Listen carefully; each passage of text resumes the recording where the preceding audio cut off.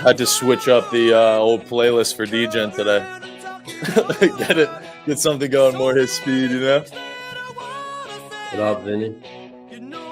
What up, big man? Good morning, San Diego.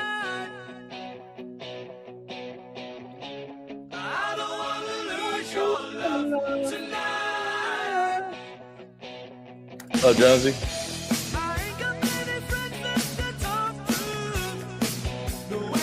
Let's get some test tubes going here early, boys. I know it's early. I know it's Sunday. What's up, Frosty? There we go. There's some test tubes. What up, Crutch? Morning, Crutch. How you doing? What up, Terrence? Wow. Okay. Good morning, Terrence. You good? Yeah, you all right, bro?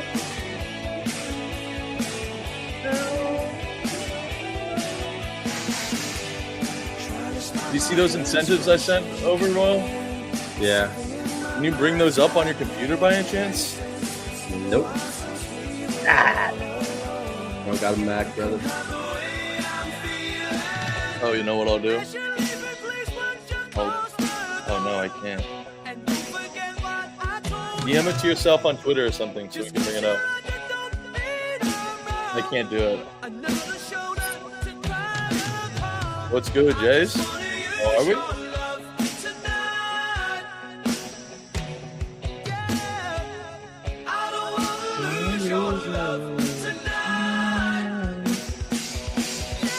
All right. What's up, Slayer?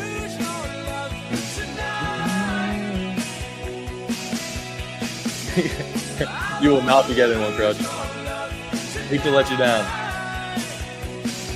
That man's got toes in the sand right now.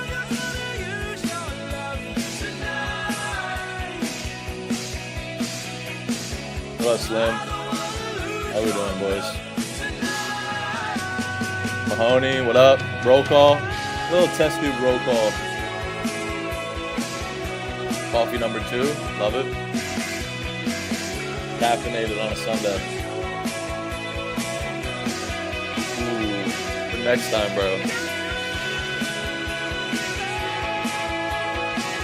What up, Brent? How you doing, bro? Bobby, Xander. Bolger's the way to go, man. Bro, the Kings, man, that team deserves no Smeckles. God. No Smeckles. Yeah, we said it, dude. Yeah. Dude, I didn't think it would be that bad, bro. I don't think any of us knew it would be that bad.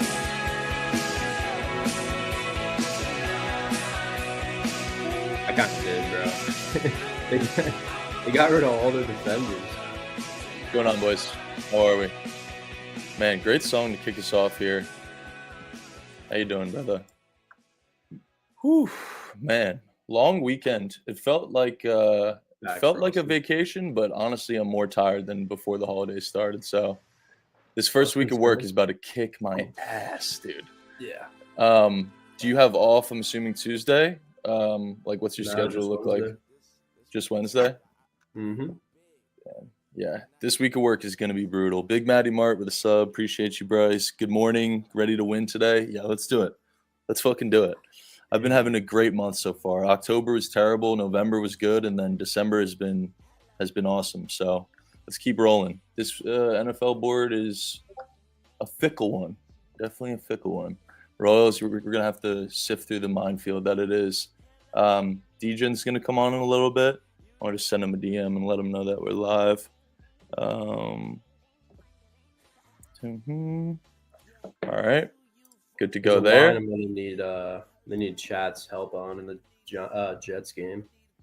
Yeah, I already know what your card is going to look like. It's going to be gross if I know anything about you. Well, that's what I'm trying to avoid. There's some cool incentives today too, obviously, for contract incentives for a lot of these players.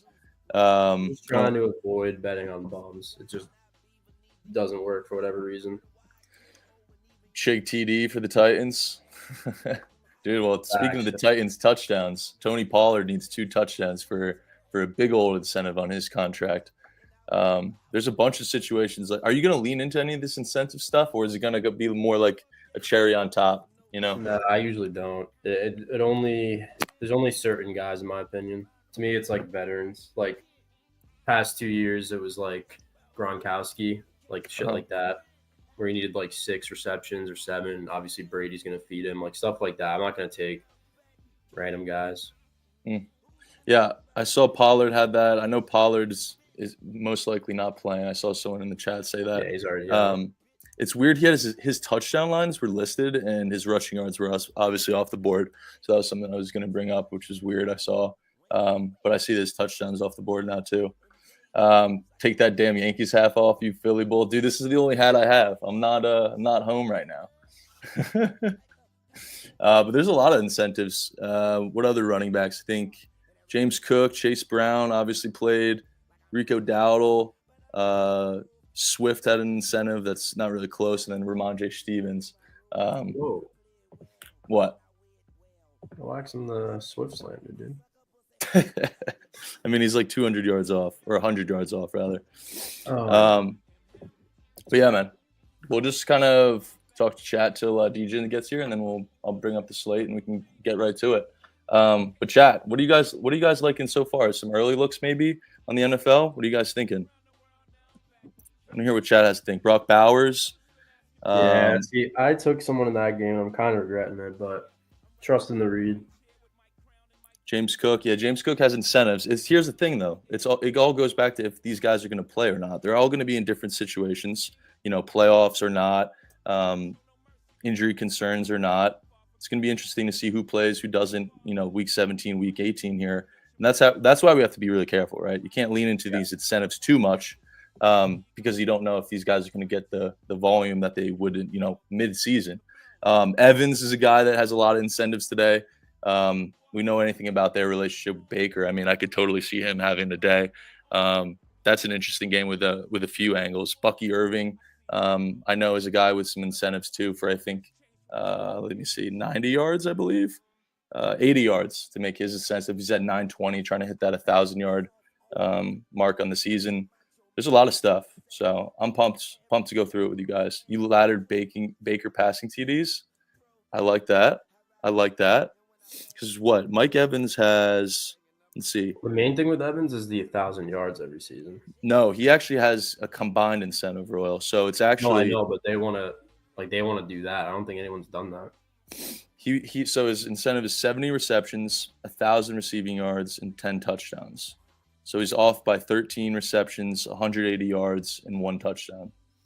So it could be as easy as Mike Evans. I mean, he absolutely torched Carolina for like 100+ last time they played too. It could be as easy as him, man. I really don't hate that at all. Mike Evans is court, but he's hitting. Yeah, I mean, you got to think Baker's going to be throwing him the ball, right? You got to think. They have that type of relationship. He has that incentive, clear as day. The matchup's there. I mean, he did it earlier in the season, and we hate really doubling back on matchups like that, but good Lord. Bucky torched Carolina earlier. I don't think he did, actually. Did he? He did. I was looking. I didn't. He did. Was I mistaking? Yes. I was mistaken for Chuba. That's who I was mistaken. Chuba didn't have a good day against Tampa. Anything you like though, Ro? Anything that caught your eye in terms of Mike Evans or what? That's kind of your boy, dude. I like it, but like everyone's saying, like it's like his line is just it gets higher and higher as time goes on. It's like I remember what was it last week? It got like 15 or almost 20 yards of CLV. I think the original line hit and then nothing else did. So it's like stuff like that is why I kind of stay off it. I honestly kind of wanted to just attack Chuba. Like I thought about just going Chuba when everyone's eyes are on Bucky Irving. And is he? Why is his lines listed? Seems like they've been doing that. Dude, I mean, if they're listing it on the sports book. Wow. Okay, that's really weird. All right, good chat and Royal, you're going to have to keep that in check because there's a lot of shit that's being listed on Action and sports books that I guess guys aren't going to be in and playing. It's weird. Yeah, he's out. Okay. That changes things. All right, let's bring up the slate. I know Dejan isn't here yet, but he'll be here soon. Let's do that. Chat's like a Mooney? Hell yeah. I'm probably gonna go back to London, honestly, too. I mean, that was fucking disgusting last Sunday. Let's see. Can you bring up covers? Not really. MJ not locked in. Come on, man. Come on. There's a lot of weird shit going on in this week of NFL. Give me a break. Are you bringing it up or should I do it? I can do it, but it's going to be janky. Very janky. You try it, because I'm in the same situation. You're going to try it? No, I said you try it first. If not, I'll try it. Okay. So I'm just on a laptop, too. All right. I got you. Yeah, what? How did this game play out? UCLA won, right? Yeah. UCLA, I had the teaser. I had plus 10.5 and the under, and it was no sweat. No sweat at all. Battle got ejected in the first fucking 5 minutes. UCLA won outright in the full game under sword. It was sword under. It's great. I ended up putting more units on UCLA and the under like separately too, which is great. I love that game. That was a really fun watch. Yeah, you got lucky. Go play the lotto. Me? Yeah, fucking Battle got ejected in like the first 5 minutes. Come on. Sorry, it's just me being salty.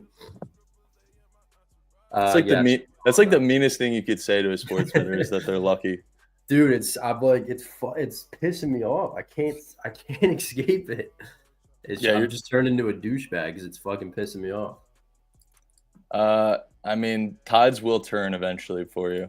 You know, it's just how it goes. At the end of the day, you focus on what you can control. Those are some shit that you can't control, dude. Yeah, it doesn't fucking like stop. Players getting ejected, players getting hurt. Fucking Drake London last Sunday, and he had 3 yards the entire half, pretty much. I mean, you can't control any of that, bro. Yeah, DJ, we live. We're just get in here. We're stalling. We're stalling for you. I do want to bring up a line in this game, though. Like we can kind of just talk about it before D-Gen gets here. Okay. So and chat knows. Yeah, he's ripping a bump real quick. Khalil Shakir, obviously, Josh Allen's guy. Good matchup. I mean, Jets play a lot of man, and they're not very good at it. Mm-hmm. His line's at like 46.5, and it's dropping. Is this because it's a 10-point spread? He might not finish the game because that is criminally low. This is a guy that's usually around 60, high 55. 50s. Yeah. And granted, he's under in 2 games, but like to me, that's too big of a drop off to just be going under twice. So, what do you think the reason could be? I don't know. Any kind of thoughts? I'm thinking he doesn't finish the game because I don't think the Bills can like advance anymore. Yeah, I don't think it would. You got to think though too. It's like it's harder to play DB in shitty weather though, right? I think it goes both sides for a little bit of it. I mean, obviously throwing the ball in the rain isn't ideal. But I mean, Shakir, by the way, you could make an argument that line is due to Buffalo having a blowout in this one, but this is a tough read. Books don't do that though, right? Like normally they would leave the high line, hoping it's a blowout to like clean up, you know. Mm-hmm. I don't know. It's just, like, is it that easy? Did his longest 2 drives? Did his longest reception? Do those odds look low at all? Have you looked at those? It looks more normal. It's at 20 or 19 on FanDuel. So you're saying you're trying to back Shakir here? So like for me, if you're scared of, he's a big play guy. So like if you want to back Shakir in a good matchup and you're scared of a low line on his full game receiving, I just take longest reception. Heavy rain, 15 miles per hour wind. I know he's a little rat dinking his way there. Hey, no Shakir slander. I mean, speaking of incentives, Devontae has, I think, needs 80 yards. I can double check. I'm pretty sure Rodgers he's almost at 500 touchdowns. Devontae's at 928 on the season, so he needs 72 to hit that 1,000 mark. I have a weird feeling Jets cover this game, dude. Like, at one point, like you just need to give up on teams, and like the Jets were a team that we should have given up on in week 7 or 8. You know, they have no life, but I could totally see what you mean. I mean, this is the game where everybody seems to be off the Jets. I mean, everyone's sick of the Jets. I was sick of the Jets middle of the season. I just can't believe they're so bad. They're on. I mean, Like on paper, preseason they looked like they could be playoff contenders at the very least. I mean, thought they would at least be over 500 at the bare minimum. I think at the end of the day, with the Jets is like the best example of. I mean, I think Aaron Rodgers is truly just like a cancer in the locker room right now, and a cancer to kind of like the franchise as it stands. Like, that's not good mojo to bring into a franchise, especially because there's a lot of young players on that defense and on the offense. Honestly, there's just a lot of young talent on that team. So I feel like bringing that kind of weird energy and bringing a guy like Aaron Rodgers just like was the recipe for disaster. I think it was more so like a mental thing and a overall like team mojo thing. It just was never going to work. DJen, how are we? Here he is. What's up, guys? I'm sorry about being late. I thought you were running late, so out of respect, I decided to take my time. No, you're good, dude. We were just shooting the shit anyway. Don't worry about it. I love shooting the shit. How was your holidays, dude? Good, except I got sick again. Every time I come down here, I always have that fucking family member that shows up. I can't stand this, by the way. When somebody gets to a gathering and it's like my aunt, this is the second time in 3 years, it's my fucking aunt that comes in and she's got 3 sweaters on. And I'm like, are you okay? And she's like, well, I woke up this morning with the chills. I'm like, well, why the fuck are you here right now? Yeah. Everybody in my family got fucking sick, dude. And so my wife is sick, her family's sick, but shit's been going around for a month. I've dodged it like crazy, which I don't know how. I heard you guys talking today. You got a stomach bug or something, but yeah. For the past month, everybody in my office is battling the flu, whatever, and I've been dodging it. And I was, but then it got me. So everything was fine until then. I was trying to go to the Bucks game today. I had to call out of the Magic game against the Knicks, which was fine. They got their ass kicked. But anyways, it's a really long way of saying my holidays are okay. Yeah, dude. I had the stomach flu Christmas Eve, so that sucks. I was fighting for my life all night, dry heaving, horrible. Yeah, that's brutal. But I feel like everybody's getting sick. I think I legit got food poison, though. I think it was something I ate. Jack for Connor, thank you for the sub, brother. DJen, we're excited to talk this slate. I feel like this is the perfect slate to have you on, too. Yeah, I agree. It's so weird and so gross. Like, this is the perfect mind to have on to kind of talk through it. It does suck, but I think we could have some fun with it. Yeah. Sure, we can chat about some ball. I can tell you a 15-minute story about my aunt getting me sick. So you're right. It's the perfect one to have me on. I think what we should do, too, because I think there's a lot of value. Like I said, I'm trying to like weed out the cake with all these backups, but we should create like a fat lotto with like some of these backups. I'm not opposed to it. I think we can get pretty close, if not hit it. I have a few guys in mind too. All right, let's do it. As long as chat helps us, I'm down. Oh, of course. Well, let's just start it off with the Jets and Buffalo.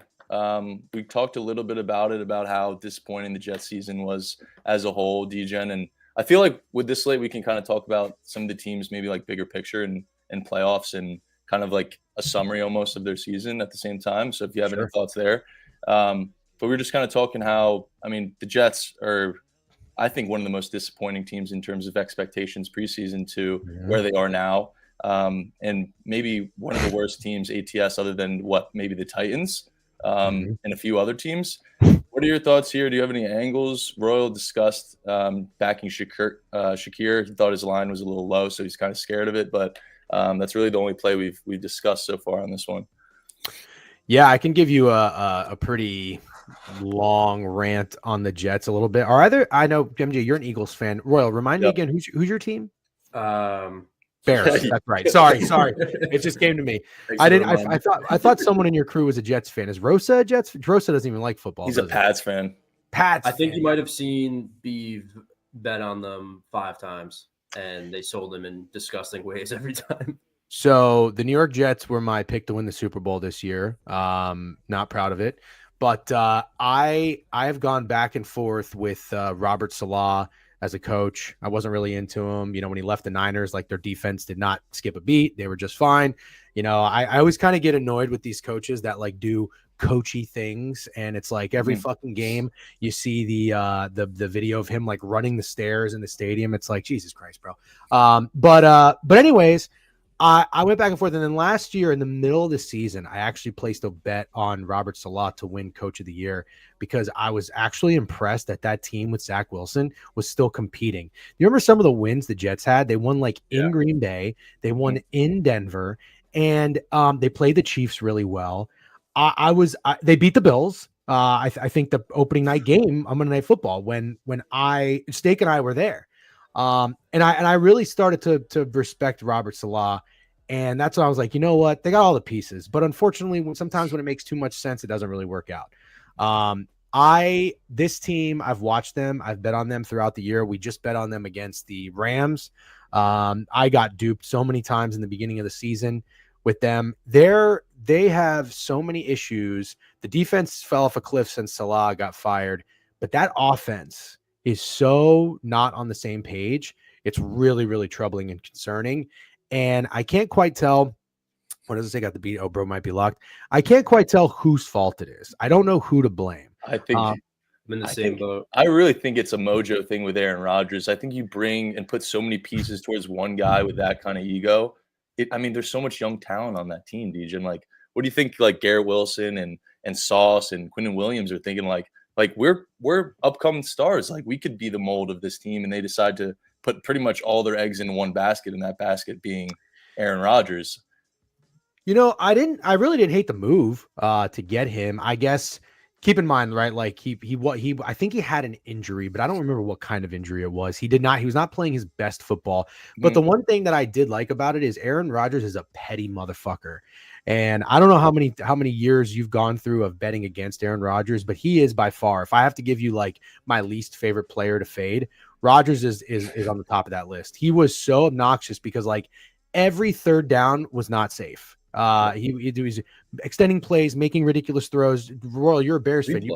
You've been I was gonna say, I think I can relate. Yeah, oh my god, the free play is insane. You know, I thought to myself, Aaron Rodgers, given how he's so petty, if it was somebody else, I really wouldn't have cared as much. But the fact that like the Packers drafted Jordan Love and then they kind of gave up on him and let him go, I thought we were going to see a really good Rodgers.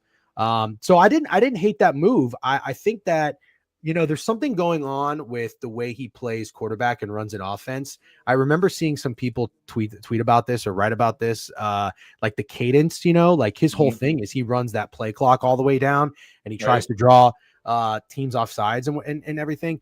I think that for some reason this unit is not cohesive and they can't all get on the same page with that. You're seeing so many false starts. The offensive line is like a hodgepodge of players. I don't know how the injuries are, but they've tried. They've signed some players. They drafted that guy from Penn State, but I think like in short term that just doesn't work, and that's one of his biggest advantages, I think. So it's not working out very well. I don't hate that they got Devontae Adams. Obviously they have way more problems, but I didn't hate that as a Jets fan. At least it showed like, fuck it, we're going for it. The window's not open for very long. But I have bet on Aaron Rodgers the past 2 weeks over his passing yards. The past 3 weeks. And he's gone over every single time. I told myself this would be hilarious. It'd be so New York Jets if they started playing. He started playing well and they played well after their season's over. Yep. However, I think I'm out here. I elected to start the Bills defense in fantasy because I don't like the Bills defense very much, but I'm not a weatherman, but it's going to be raining. It's going to be windy. It's going to be nasty. I couldn't imagine a team and a banged up Rodgers and a team like the Jets going into Buffalo in this climate are going to have very much fun. I don't like anything Rodgers related today. I know I saw something on Twitter that he's going for his 500th touchdown pass and Adams wants to catch it. You know what? I'm totally into betting that narrative because that's the kind of guy Rodgers is. He knows what the storylines are, what the narratives are. And I think he wants to play into that. You know what my concern is? If for any reason they go to Tyrod Taylor. If Tyrod Taylor comes in this game, I think the Jets are live. So I'm going to be watching that. I'm going to watch football all day.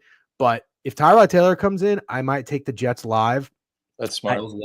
I'm a little nervous that this under is like so obvious, but I'm not fading it for that reason. It just makes like so much sense to me.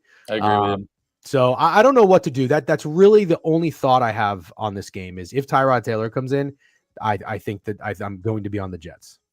Yeah, and honestly, you mentioned the total, and I thought it was kind of interesting. I mean, they played earlier in the year, and if you remember that game, I mean, it was 20-20 going into the fourth quarter, and then the Bills won that game off a field goal. Mhm. and we're getting a total that's 3 points higher with a weather game and all this other bullshit going on with the end of the season.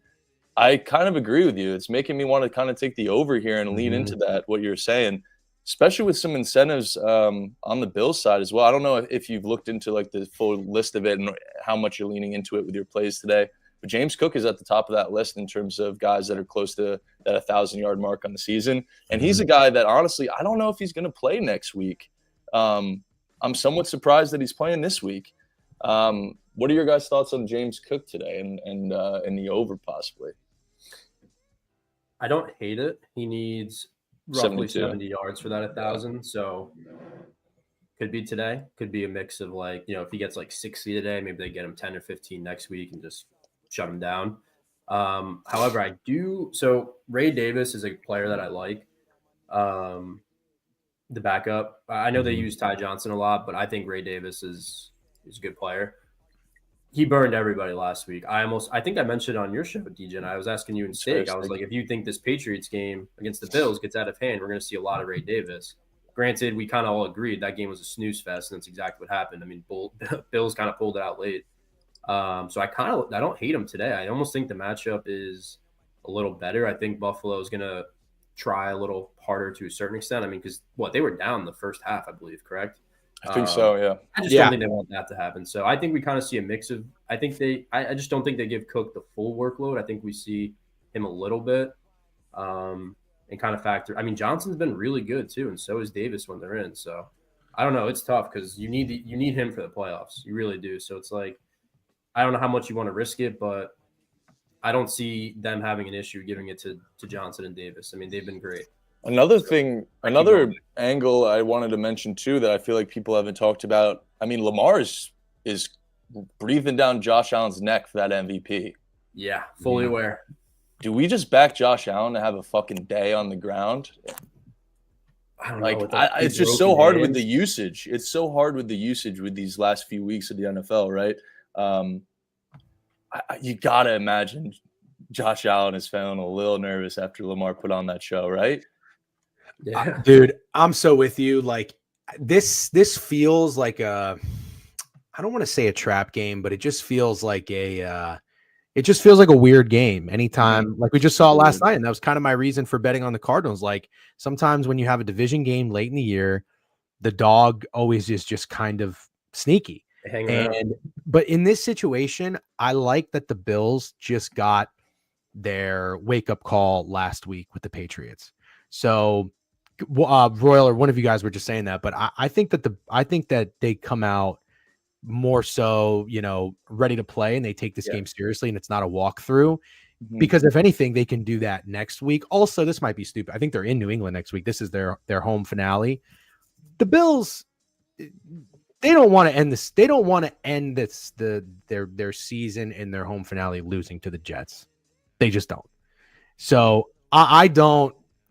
There's nothing in me that wants to back anything Jets related. Agreed. And if anything, I'm so with you guys. Like I do think I think that Allen point is great.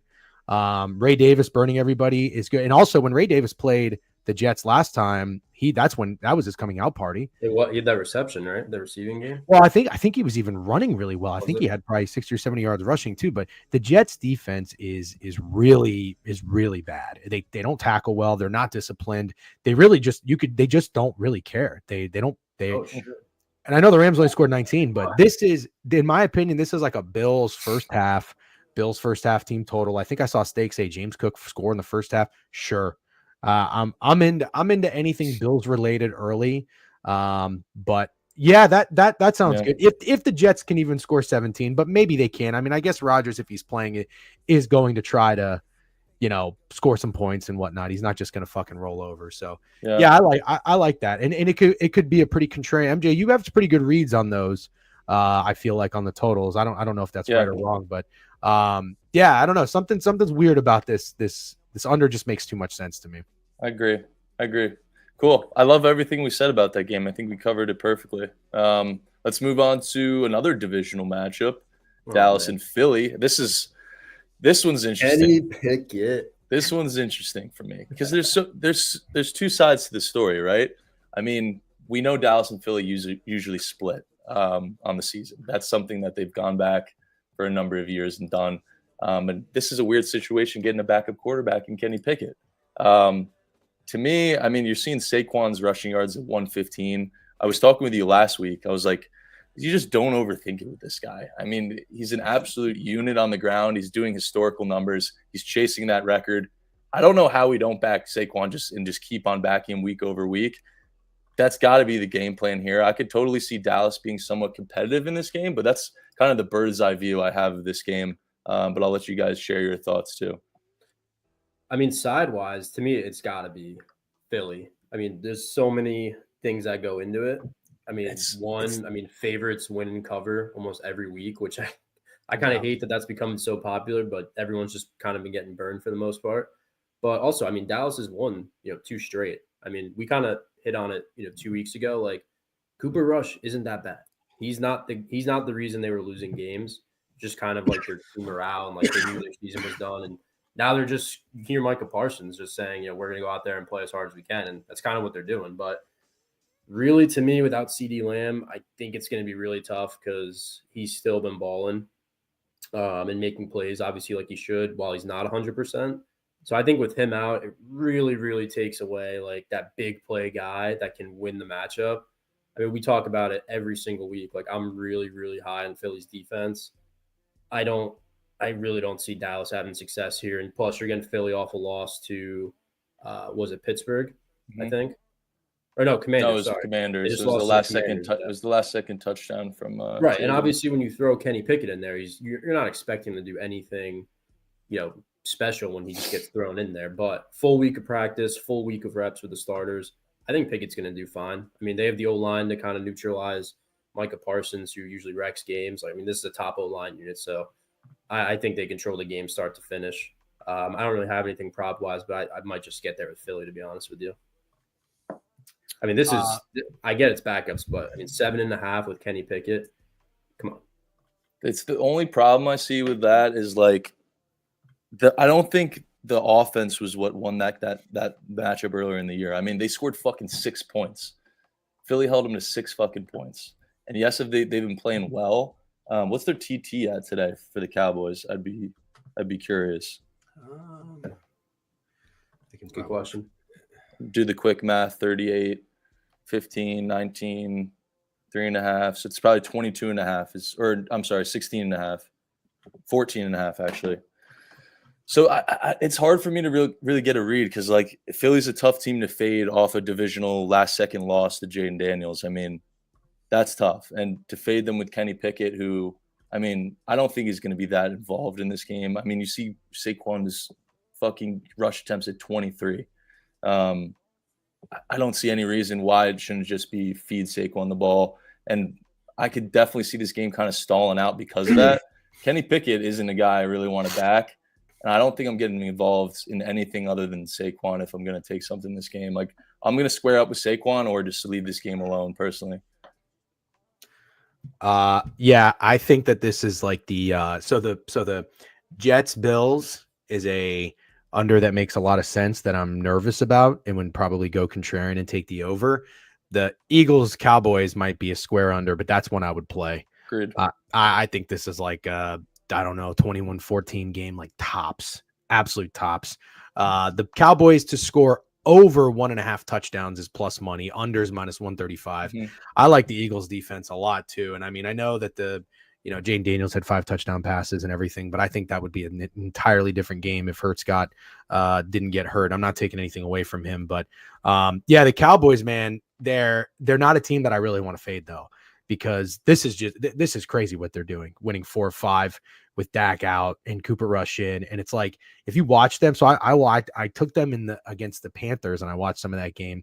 And then I took them, or I didn't take them, but I watched them against the Bucks. This team is playing oddly inspired football.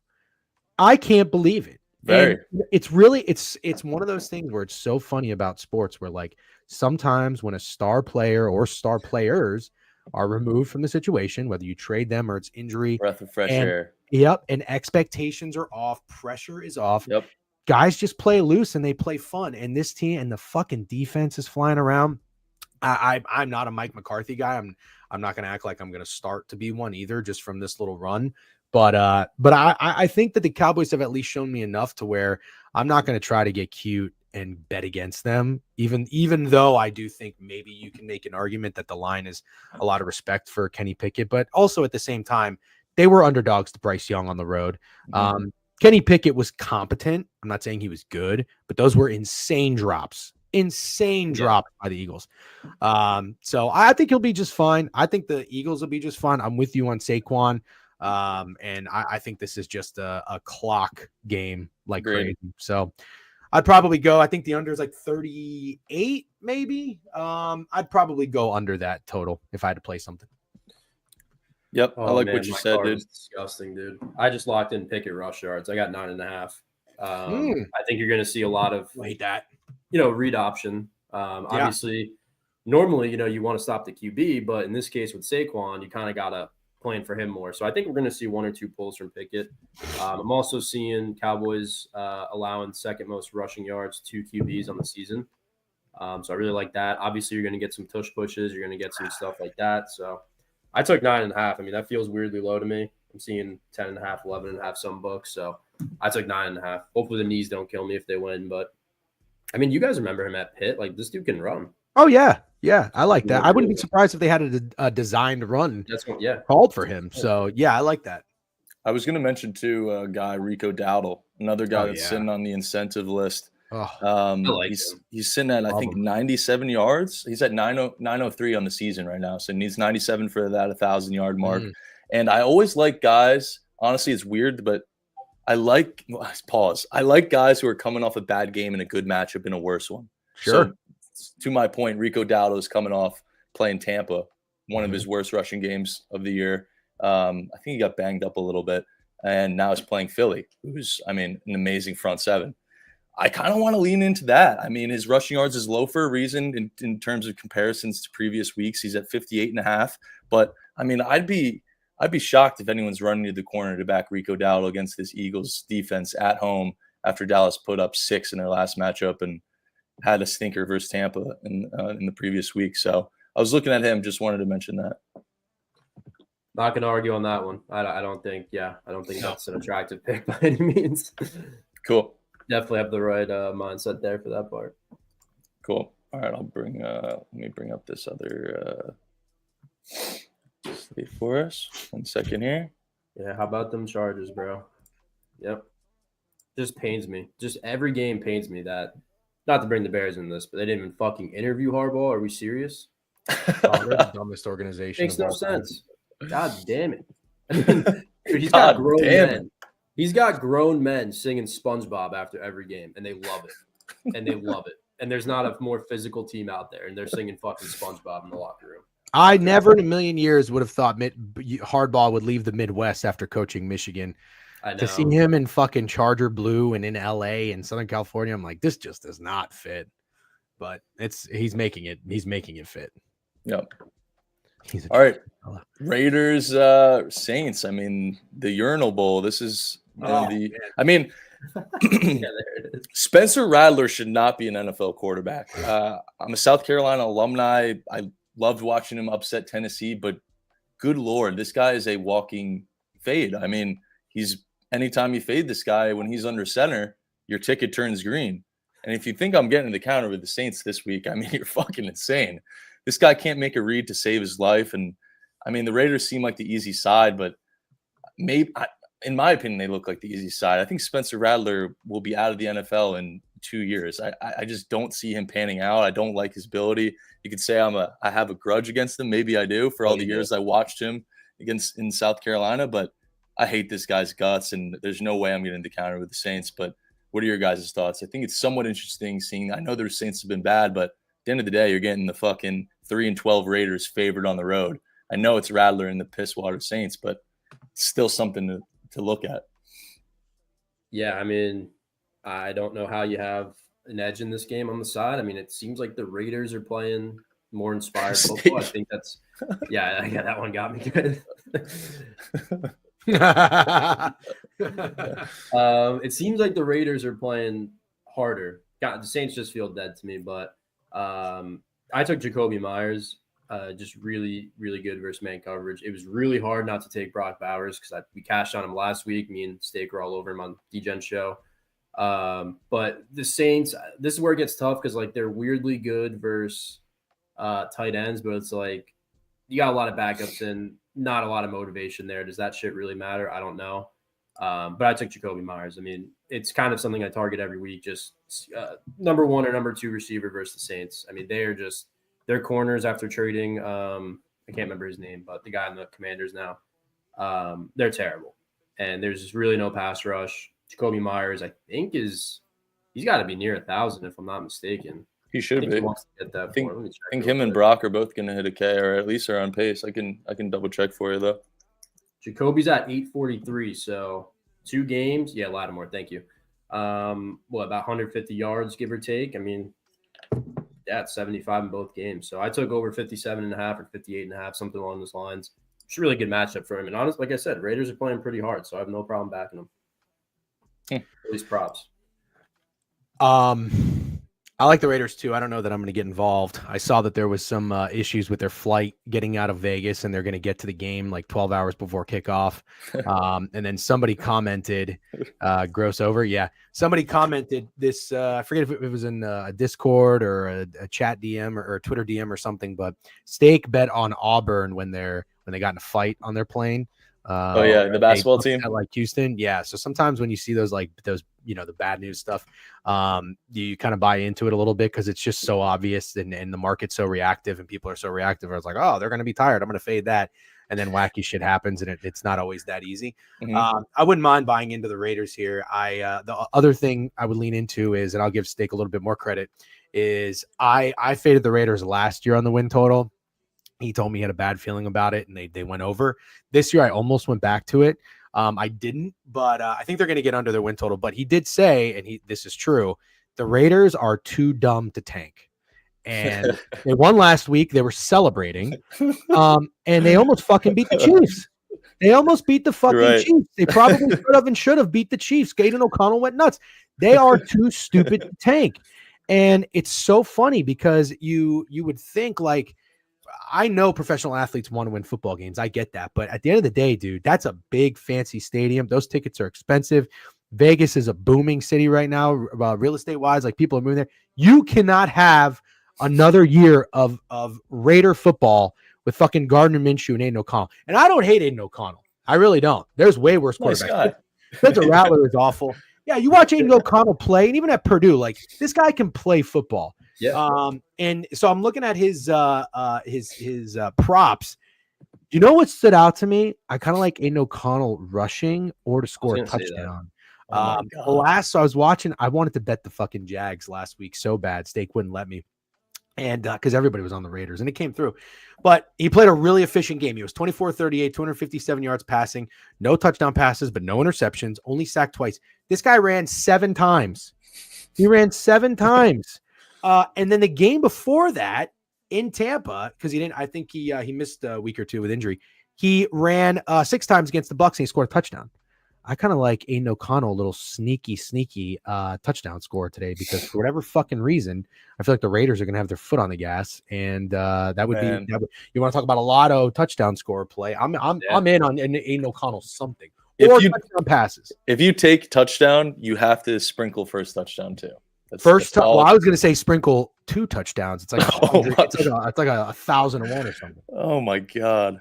That's absurd. That'd be awesome. Yeah, we kind of highlighted every week. I mean, QB's rushing yards versus Saints, very good matchup. I mean, we were kind of hesitant on Daniels 2 weeks ago, and ended up being free. I mean, these man coverage teams, especially the Saints. Well, I mean, Demario Davis is great, but I mean, what is he, like 35 at this point? Mm-hmm. They just don't really. They just allow QBs to rush, I guess. I don't know. And I think what's his line, like 7.5 or something? I noticed it was like pretty low too. You can get in one rush, so. I was looking at that myself, but I was going to ask. He's playing his balls off right now. When's the last time there's a shutout in the NFL? When's the last game? It wasn't this season, I don't think. I think someone. Oh, you're saying both teams? No. I think they just said the Saints are coming off one. The Saints are. That's what I'm saying. But when's the last time before that? Goal. The Saints got shut out in Green Bay? 0. No. Yeah. When's the last time an NFL team got shut out, and what did they do the following game? Chat. That's your mission right now. No, even still, I mean, do you trust this team? No, I'm not backing Spencer Rattler. There's no way. There's no way.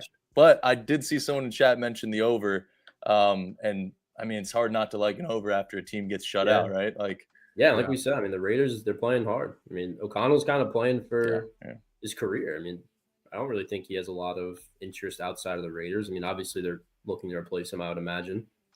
Brock Bowers obviously is 5 receptions away from breaking Puka Nakua's rookie reception record, but at the same time, it's not like he can break that and be chilling. I mean, he's still battling Malik Neighbors, who's I think 9 catches away. So I didn't realize he was that high up there because he missed a few games. Who, Brock or no, Malik? No, Neighbors. Yeah, he's 9 catches away. Brock is 5 away from 101, which is Puka's rookie record from last year. So, last shutout you asked? Oh, that would be when the Saints were plus 14 less. Oh, Walker. No, I mean before that. Before that.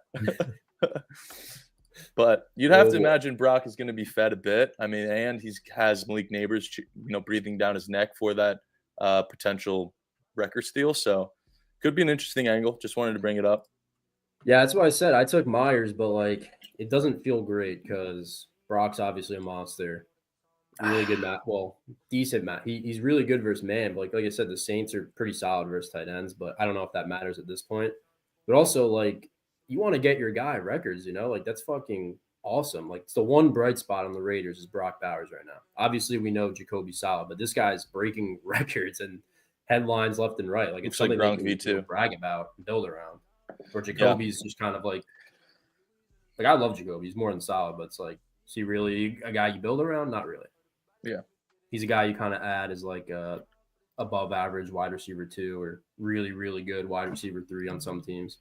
Panthers got shut out 2 games in a row to end the season last year. So maybe it could be a similar case of that. Maybe we don't, go back and try to back points in this game because we can just maybe assume the Saints are going to stay consistently bad like they looked last week. But could be interesting. Eve is up and blowing up as action notifications. Yeah, he's celebrating Christmas early. He wasn't able to spend time with his fam, so he's loading in the bets before he's opening presents. Anything else, DJen, on this one before we move on to your Bucks?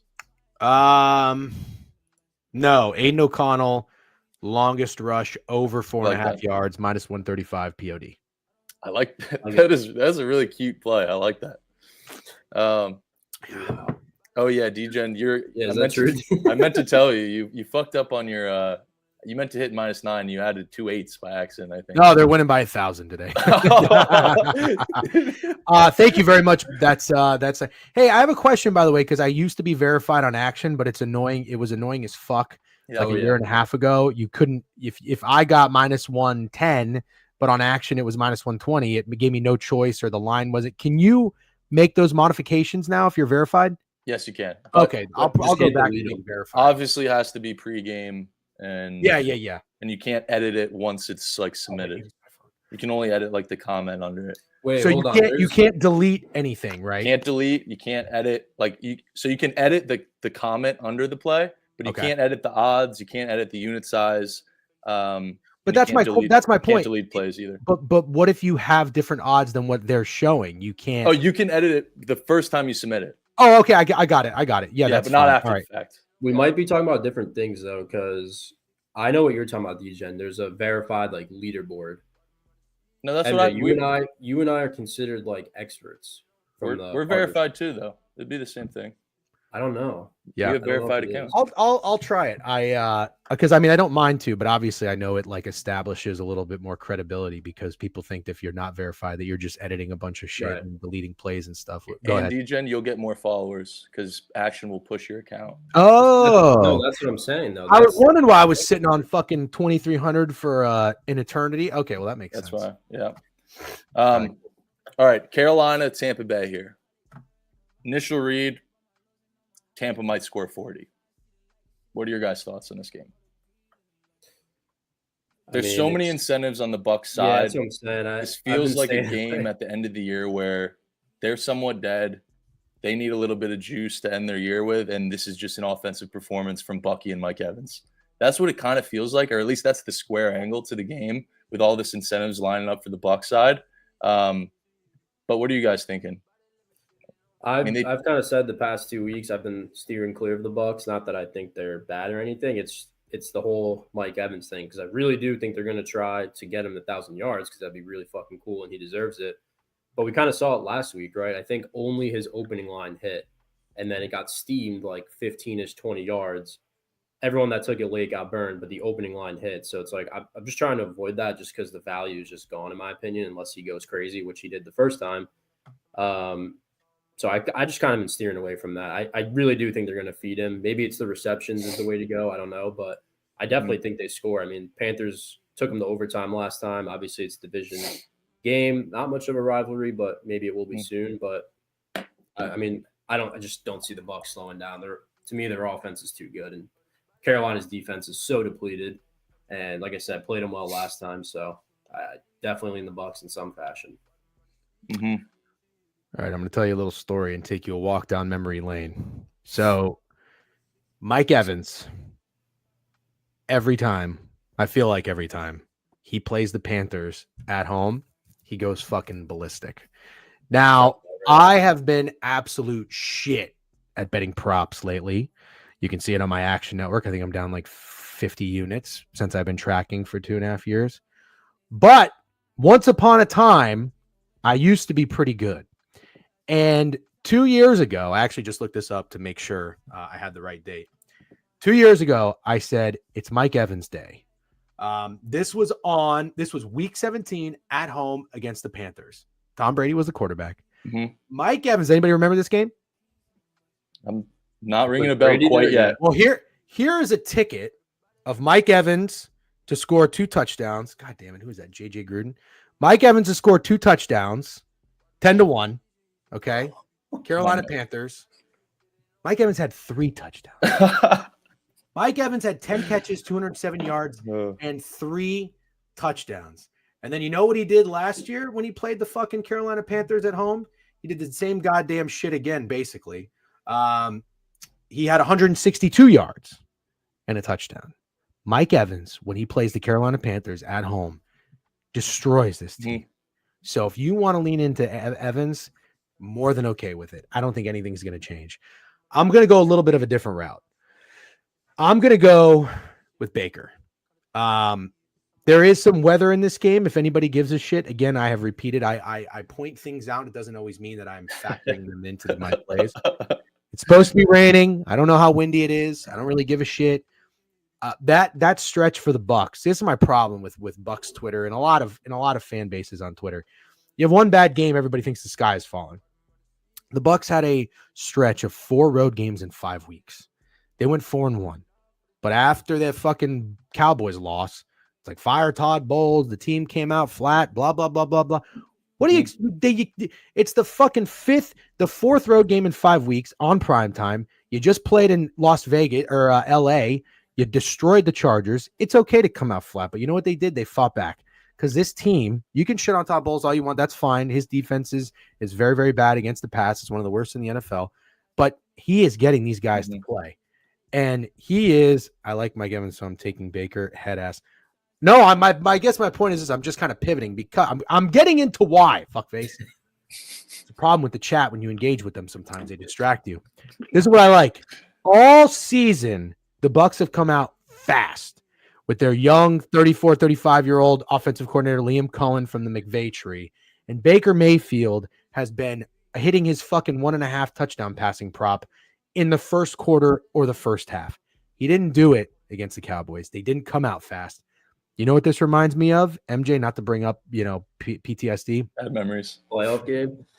No, actually not even. This season when the Eagles came to Tampa. Yep. And the Bucs had a dreadful performance. There was a terrible sandwich spot after they beat the Lions on the road. People forget the Bucs beat the Lions and the Eagles. They beat the Lions. They came home. They played the Broncos. They got their ass kicked. They came out flat, and they even said, we were happy all week. They were pissed off all week. What did they do? They came out against the Eagles. Eviscerated them. They were up 24-0 before you could even blink. They scored touchdowns on the first 3 drives. I think that's what happens today. I agree, dude. And look at the weekly specials, D-Gen. Look at the I don't old have weekly access to it. special. I'm in Florida. I don't have access to it. Why? Tell me. Tampa Bay is number 1 ahead of the Bills. They're at plus 340 to be the highest scoring team is Sunday. Bills are plus 470, and then Vikings are plus 850. So that's a lot of respect for the Bucs. I know it's Carolina, but I really think the team total, 29.5, I kind of love it. I'm gonna tell you one thing. I think that like each week we've seen Jaden Daniels just had 5 touchdown passes. The week before that, who was it? Somebody help me. It was it Burrow? Somebody had 5 touchdowns. Probably. There's been like 2-3 week stretch of a quarterback having 5 touchdown passes. This is the day. This is the Baker day. Lamar had 5 touchdowns. You're right. I think against the Giants or something. Thank you very much, Caleb. This is Baker day. If you want to take Evans, that's fine. He's probably going to get 2 of them. In my opinion, it's Baker day. I'm going to ladder his touchdowns. I don't know about yards, completions, anything like that. I'm just going to ladder his touchdown passes. And yeah, if you're playing stakes best bet is the Bucs. I thought it was a lot of points. If I was unbiased, if I was just a neutral bettor, I would take the points with Carolina. But you have to remember the one thing about Carolina that scares me in fading this, they have bad news. Hubba's on the IR. There's a lot of steam now on the Bucs. I think they're up to 10. That always gets me a little worrisome. If you watched the Bucs Panthers game a few weeks ago, Dave Canales and Bryce Young had every answer for Todd Bowles' blitz. They were dialing it up. He had his best game of his career. He almost had 300 yards passing. Things get a little bit different though when you're in the Ray J with the pirate ship. MJ, you've been to that stadium. Yeah, I love it. It's just weird. Aaron Rodgers could never play well there. I'm just telling you, things get weird. So I like the cannon. Sprinkle on the Bucs defense to score. Bryce Young is absolutely throwing a pick. He might throw 2. But I like Baker Day. I like everything you said. I'm going to lean into that angle of you saying that the Bucs start fast when they have these kind of throttle games. Yep. And I did want to mention when I said the Bucs were dead, it's the most dead a team can be without being out of the playoffs. They have 6% chance to make the playoffs as it stands. 6%? 6% chance. How is that possible? That's what I'm reading from this article right now. That whoever did those calculations, I think they need a motherfucker. I think they need. Let me see. They need the Falcons to lose, and they have to win out. I think. Do the Falcons have to lose 2 games, or is it just 1? Well, no. Hold on. I like the first half T total. That's exactly what I was going to say. The Bucs first half. I was going to say when I said they're dead, I meant they needed kind of like a spark throttling win. They need that classic at home just spanking. They went to overtime with the Carolina Panthers last time they played. Yeah. And you're getting their TT at 15.5 in the first half. Is that what it is? Yes, I love it. I think that's what I'm going to lean into with like you said, the Bucs the best, and you're completely right with them starting fast in some of these games. I want to get in and get out. I like it. 6% chance is insane. We'll talk about the Falcons later. They do concern me today a little bit, but the Bucs have if anybody cares, the Bucs have the Saints at home next. So the Bucs have to beat the Panthers and the Saints at home. The Falcons are in Washington. I don't know who they finished the season with. Check right now. Yeah, I was maybe gonna say, Carolina. Like, they might. There's no way they could be like that far out of the playoffs. Says Bucs 2 paths to the playoffs remain open. The Athletic only gives Tampa Bay a 6% chance to get in via wild card, which required 2 wins for the Bucs and 2 losses by Washington. Oh, so that's if they don't win the division. I got it. All right, that makes a little bit more sense. Or that makes a lot more sense. Sorry. It gets really weird. So it's hard. No, that's fine. That makes much more sense now. Okay, yeah. I'm glad you clarified. Minus 135 to win too. Yeah, it sucks. The Panthers next. Honestly, this really feels like a just all out blitz from them. From the Bucs. Yeah. You know what? I've just made an executive decision. I am fucking spraying the Bucs today. I'm spraying them. I'm betting on everything. I love it, Walker, dude. Can anybody? You guys are smart prop guys, and I won't talk about my fantasy team that much, I promise. But I am in the championship, and I have Bucky Irving. Is there anything Bucky Irving-ish that looks good to you guys? Rushing, receiving. I don't think you overthink it. Okay. Yeah. The one thing I hate is just because we see it, he went crazy last time, but the Panthers' defense is just abysmal. He should be out. His rushing line's up to 80 something. 88. It was 50 or 60 last week. I think he just squeaked over. I mean, I would imagine he gets in the end zone unless Baker throws them all. But He needs I mean, 80 it for comes to a certain 1,000. point where the Panthers just don't have the personnel or motivation defensively to stop them. So I'm I gonna wouldn't give be. you. I guess the only thing you can worry about is Rashad White, but they kind of seem like they're playing well off each other. So I don't think I'd be worried at all, unless you have like somebody else better. But I have don't 10 think U he's- on Buccaneers props. Says Drew. Bryce Young is minus 145 to throw an interception. funny. I am please. By the way, if anybody's tailing, you're tailing at your own discretion. Don't. The last thing I need is the Bucks to Uh-oh. fucking lose. Nobody goes over their props, and I get some fucking asshole in here bitching to me about the DM. You told me, Bucks. Shut up. That's the best. Fade the fan. Yeah, this is all right. Here's the parlay: Aiden O'Connell anytime touchdown, and Baker Mayfield 4+ touchdown passes at plus 850. What does Clay Travis always say? Get rich, kids. Not that I'm a Clay Get Travis. rich or dry trying. Yeah, get rich or die trying. Yeah, that's Cool. that's gonna be my cheeky prop today. Cool. I like everything we said. I think we're Thank covering you. all these games pretty well. All right. Indianapolis and the Giants. Joey I'll let you guys talk Flacco first. is back. I'll let you talk first, Ro. You got something? Yeah, I took Josh Downs. I got 59, 58 and a half receiving yards. Did he go under last Nope. week? What? Did he go under last week? So we were looking at him. No, I he went remember. over. I mean, it's just the matchup is so good with him. And I mean, you guys remember when Flacco was in, he fed Josh Downs. So it's pretty square, it's pretty public, but I don't really care. I did the same thing with McConkey yesterday. I mean, just got to play the matchups, and he went crazy. I think Downs is going to go crazy. Only thing that concerns me, again, we kind of say it all the time, is like the weather, but I live 40 minutes away from that stadium. It's fucking nasty out. But I still like it. I mean, it's not a crazy high line. I think Josh Downs is good for 60 plus every game, in my opinion, especially the way Pittman's playing. My only fear, though, is, and this is a guy that I was kind of hinting at for Lottos, A.D. Mitchell. I'm not sure if you guys know much about him, but I don't know how to really explain it. He has talent all over him. Like he can be a serious playmaker. Mhm. It's a really good matchup. I mean, the Giants corners, aside from their nickel corner, are just god awful right now. I could easily see him breaking one. I mean, his yards are low because you got Pierce coming back. So there's a lot of mouths to feed on paper. But I think A.D. Mitchell breaks one. I'm probably going to sneak I'm not sure, maybe a longest reception alternate, or maybe just the ladder yard, or not ladder yards, but like alternate yards, hoping he breaks like a 50, 60 yarder, because I definitely think he's capable. But no, I love Josh Downs in this one. I mean, Flacco just targets him. He loves him. Really good matchup versus man coverage. He's one of the best in the league versus man. So I like it. My only fear is, like I said, they might just be up and running the ball.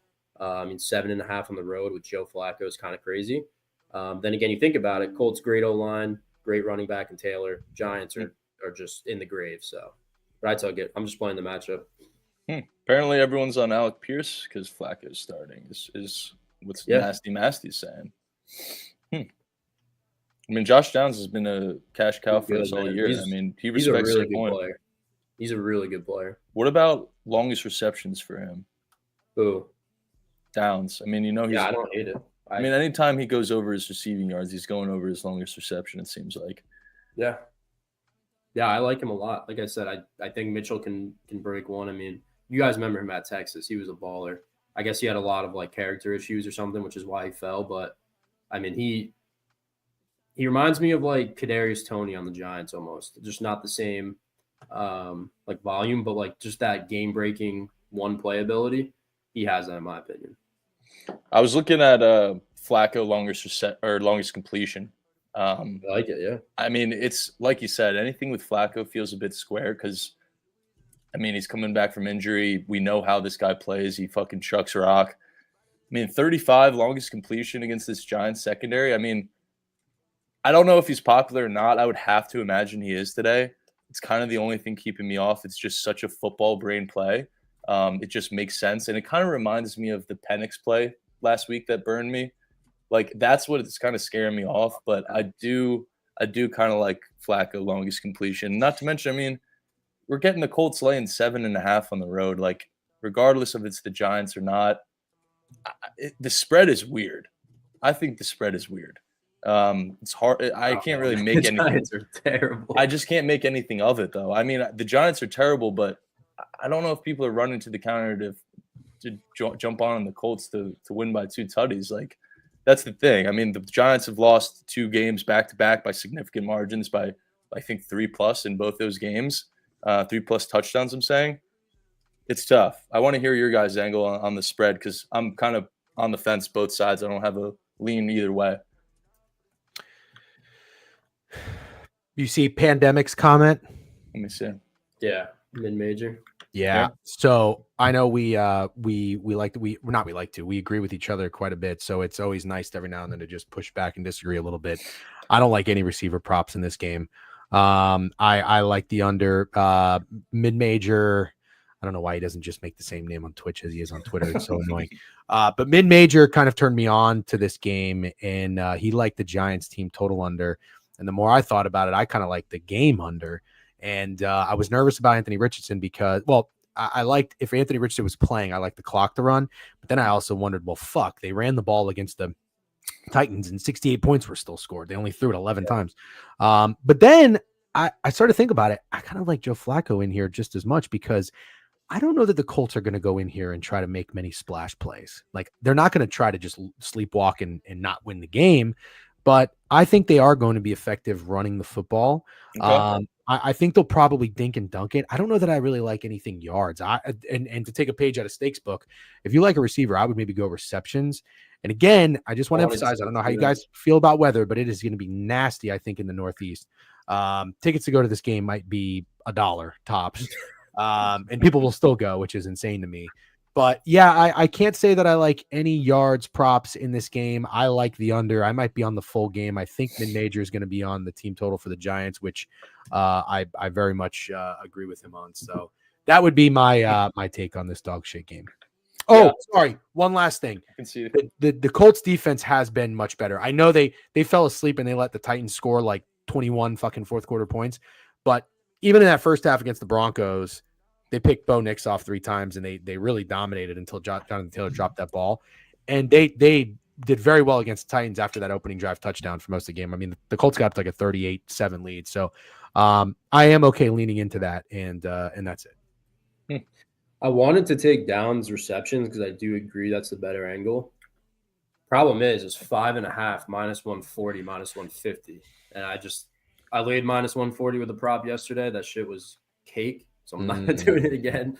But the reason why I kind of bring that up is if they're implying he's going to get 6 receptions, the way he plays, he's kind of like a scat guy, really good after the catch. I think he can get 60 yards. So, but no, I kind of agree with everything what you're saying though. The other thing too, I do think the Giants are going to probably have to sell out to stop the run. I mean, you're missing Dexter Lawrence. I think somebody else is banged up, but like that defense is so banged up, but you got to load the box in my opinion. Don't really have to worry about Flacco running. So I think Downs can kind of hit a big play over the middle, something like that. But I agree with you. I don't think Flacco is going to throw for 400 or anything like that. But I think him and Downs will have like 1 or 2 opportunities to make a big play. So I just took it. I'm trusting the matchup, but I don't love the conditions or the game script, if that makes sense. Mm-hmm. Yeah, it does. Okay. Okay. Yeah. I like everything we said. I think this is probably one of the hardest games to read, or at least for me it is, of the whole slate. So glad we talked it out. I saw someone talk about Flacco pass attempts in chat.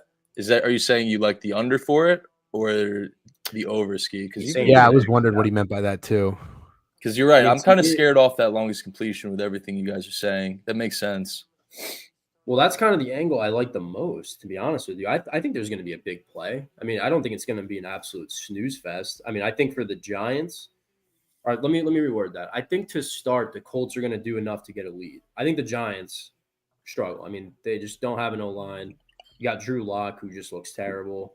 Can't run the ball. Like, I really don't see much success as bad as the Colts defense has been at times. So I think the Colts do enough in maybe like the first half, kind of have some big plays. I mean, 7.5 for a reason. I think they kind of like chew clock in the second half, if that makes sense. Giants are playing to secure their number 1 pick. Now, the Giants are a team that are dumb enough or like, I should say smart enough to tank. And even if they were dumb enough, they are not good enough to win any games. They are fucking Exactly. Then again, like the Colts defense, I mean, man, they've had some rough games. So They have, but they've looked better. I think after that bye week, they've started to improve a little bit. Should we move on from this one? Yeah. I don't think it deserves any more time. Tennessee, Jacksonville. Start us off, DJen. Oh God, This is your type of this game. this is the one you let me lead the blunt rotation on. Of course. Jesus Christ, what is there to tell you about the Titans and the Jags? I don't know. Here's what I can tell you. My futures this year were rat shit. I faded the Ravens, the fucking Chargers, and the Rams. They all went over. The one thing I can hang my hat on is sniffing out the Titans bullshit. I remember you got a lot of backlash for that too. Yeah. Well, it makes sense. I mean, listen, I'm not even trying to be contrarian. I actually knew somebody that was selling or in the process of selling Calvin Ridley a house in Florida. He had every intention to re-sign with the Jags, and the Titans came out of nowhere with this offer. I thought it was bizarre that this team was trying to sign weapons like this. And like after year one of Will Levis, it's like, all right, let's go spend some money. It's like, wait. Why don't you suck a little bit longer, get some more pieces, and then wait till you win like 7 or 8 games. But yeah, he just couldn't say no to it. And I just started thinking to myself, like, they signed so many free agents and got the guy from the Chiefs. Like, these dudes aren't going there to build a winning culture. They just want to fucking get paid. Of course. Nashville's nice. On top of that, Brian Callahan, he's had some good sound bites. I'm not out on him, but like, come on, like nepotism in the NFL does get a little nauseating at times. And he's got his dad coaching there, and I think he's like a 40-year-old dude. But my whole problem with him is he was the offensive coordinator for the Bengals, but Zach Taylor, I'm pretty sure, called the plays or had most control of that offense. So it's like, really, we're going to get a bunch of free agents getting paid year one. You got Will Levis, and you got a young head coach making his debut. Sure enough, the Titans are dog shit. They're 2-13 ATS. Now, what do you do with them? Because it is interesting. Like sometimes they come out and they show you this weird fight. Like they beat the fucking Texans on the road. They just came back against the Colts. I still think, even though they suck as straight up in ATS, they're kind of a scary team to fade, because especially with Mason Rudolph, like you don't know what you're going to get with them. Here's what I'll tell you on I think when you guys were on the show last week, I think I made like the accidental what do they call that, fraudulent slip? The fraudulent slip, you know what I'm talking about? I basically started talking about my Calvin Ridley under 5.5 touchdown season long prop, and I was like, oh, that was a good bet. I should have put more money on it. I thought he was at like 3. I guess he was at 4. Then he caught the first one of the game last week. So that's all I'm sweating in this game. I hope he doesn't do shit. But yeah, I don't know. You made a big mistake letting me start you off with this game, because I'm saying a lot of words, but I'm not telling you anything of value. I don't know. Nasty over. Last time we played it was 10-6. Mac Jones is so weird. Like, he's not good, but he'll have a 10-yard run and he'll get up and he'll act like he has all this fucking swag. And then he'll do a dance. Yeah. And you're like, oh, I like this guy. Well, yeah, that's the thing. Like, I like that shit if you can back it up. But dude, you suck. Mac Jones is not good. He has one good play and thinks he's him. Yeah. Yeah, it's like, it's weird. After a touchdown. I would rather somebody have some charisma and some personality than like a fucking Lovey Smith or like a dud of a coach or a player. So I'm not going to shit on it entirely. Oh, well, I could. Legend Lovey Smith. I can't stand Lovey Smith. But anyway, I know Bears players love them. I mean, we have to. It's been terrible ever since.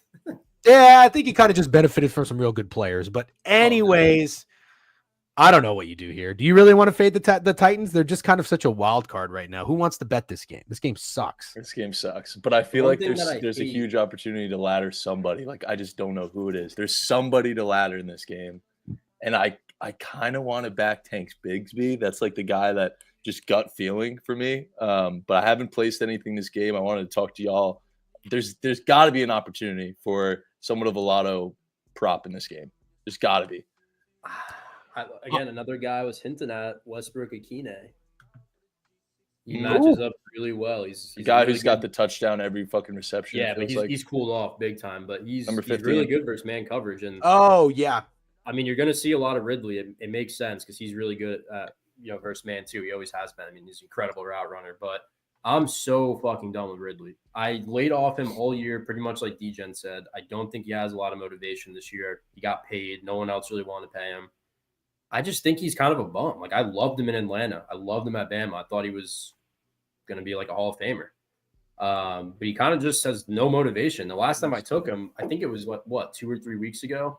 I mean, he ran out of bounds, lost him the game essentially when he had like 6 yards of open field ahead of him, and he sold everyone's receiving yards. So I wrote him off again after that. So I could be a little biased here, but is he close to an incentive?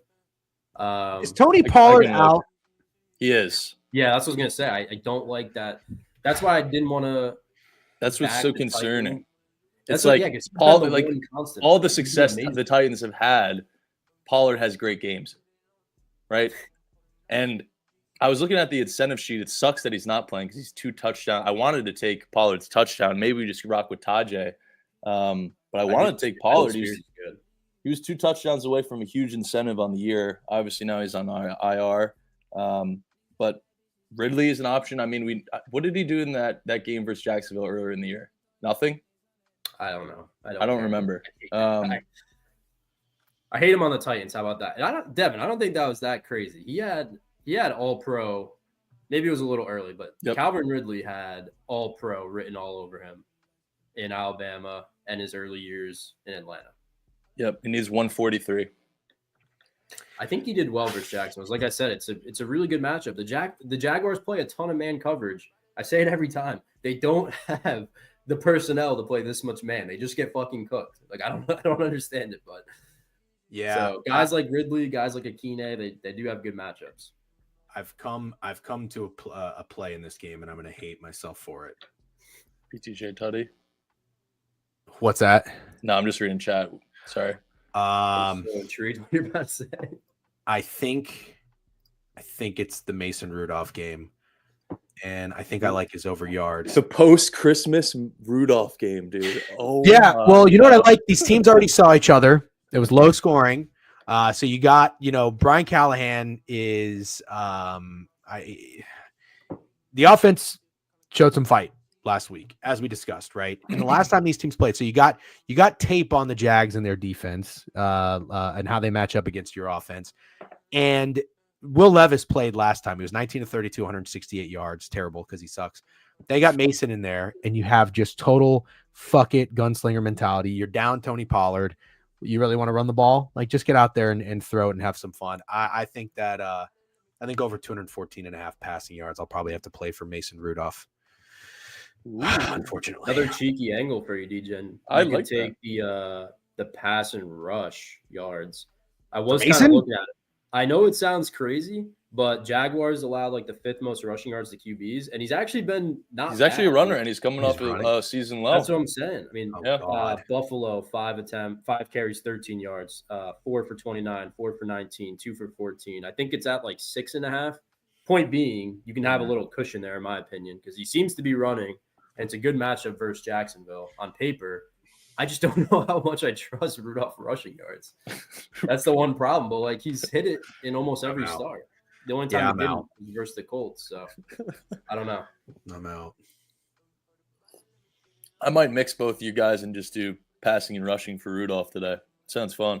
Aiden O'Connell and Mason Rudolph. I would do weekly specials. I would sprinkle on them. Let's move on. This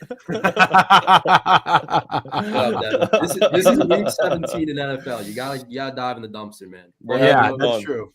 Let us have some fun, man. Let us have some fun. I just wanted to look up some of the lowest scoring teams this Sunday and just see if any of these made the cut. Top 5. No, it doesn't look like it. Aiden O'Connell's 11-1 and Mason's 15-1. Locks. Is Treylon Burks like hurt, or is he just like a healthy? Oh, dude, stop! No, we're not talking about that guy. That guy sucks ass. I thought he was going to be the AJ Brown replacement.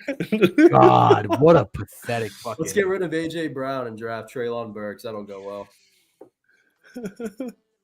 Just take Titans ML so you can rip out your eyes when they lose. No shit. That's funny. I might get there with Westbrook Akine, but The two guys I were kind of looking at for like alternate yards was AD Mitchell and Akine.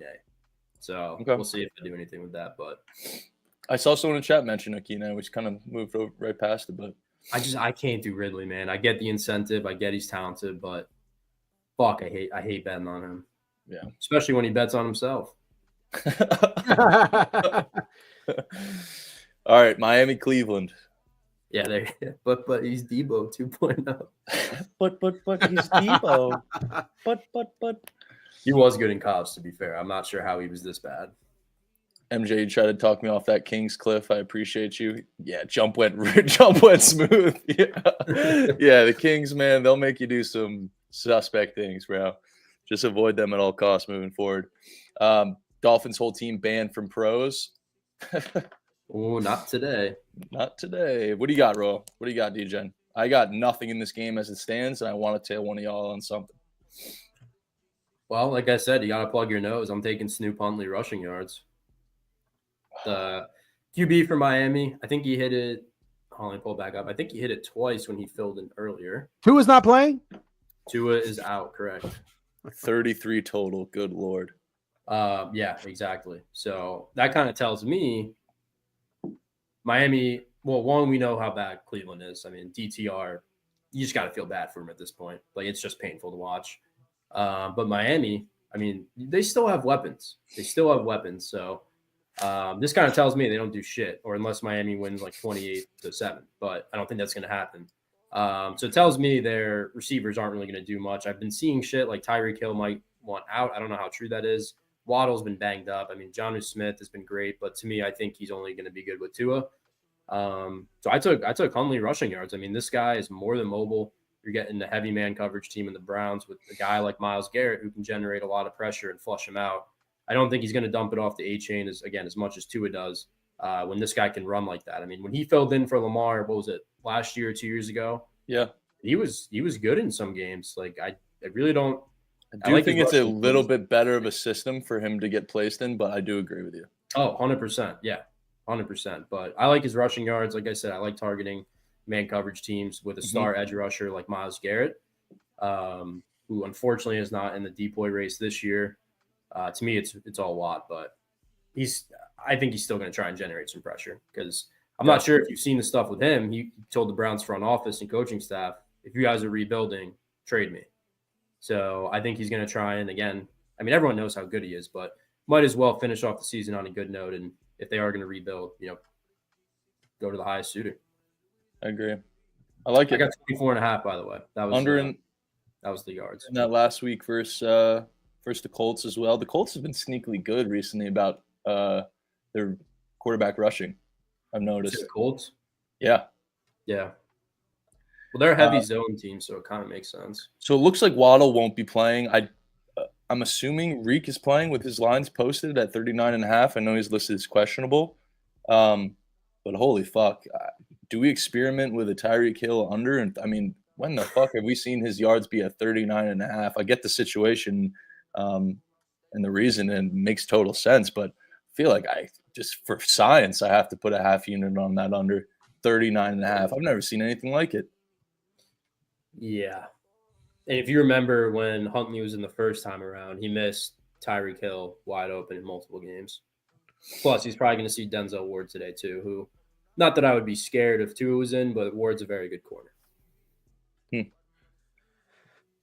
Yeah, this might be the nastiest game. Yeah, I think it definitely is, actually. Yeah. I have two angles on this game. I think that the last place on earth, well, maybe not on earth, but the last place the Miami Dolphins want to go in late December to play a meaningless football game is Cleveland. I mean, they're not. You remember Joakim Noah? Like Florida people don't care to leave Florida in December. Let me tell you. And you saw that sound bite where even Mike McDaniel was like, "Oh, South Florida's pretty nice" to Nick Bosa. Yeah. I got to tell you, I don't care who's playing quarterback. I don't. This total of 33, whatever. I think there is no way I could put any money on the Dolphins in Cleveland. I think if anything, I would take the Browns. if I'm playing a side in this game. But here's my question. If you're the Dolphins, why would you utilize any of your key pieces in this game? Like Tyreek, like Achane. Why not fucking give it to a guy like Raheem Mostert? This could be a Mostert day. I mean, are you really going to go out there and chuck the rock and Snoop Huntley is going to fling it around? No, I don't think so. I wonder what his passing line is. I think you guys were talking about rushing. That's fine with me. Let's see. Tyler Huntley is at I'm gonna guess like 140. a little bit higher, 164.5. Still hilarious. I would take Mostert today. Give me Mostert, maybe anytime touchdown or over rushing yards. He just kind of seems like the nasty, more of a Midwest guy rather than Achane in a disgusting game. That's the only Dolphins thing I would play. And then Browns wise, I don't really know about a prop, but I'd probably take Cleveland +3. Yeah, I could get there.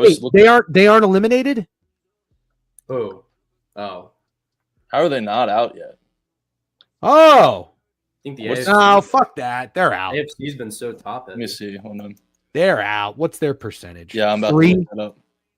I'm about to look that right now. That, you know what? 8%. What is it? 8? 8%. Oh, I'm taking the Browns. Steak, are you in here? I'm taking the Browns. Wow. Yeah, I mean, you're right too. I mean, I like that angle because you look at all these lines for these. I mean, the only guys listed for receiving yards is Hill, Jonnu, and Achane. Hill's at 41, Jonnu's at 35, and the receptions are insanely low. Someone's gonna have to tell me what needs to happen. They're alive, dude. Yeah, what needs to happen? Dumps is a Miami fan, so take what he says with a grain of salt. Let's see. This guy's acting like they're fucking Frankenstein. They're gonna come out and start wreaking havoc. Dolphins win out. Broncos lose to the Chiefs. Colts lose one. Of Dolphins either. win at Browns and at Jets. Broncos lose at Bengals and Chiefs. Colts lose at Giants or Jags.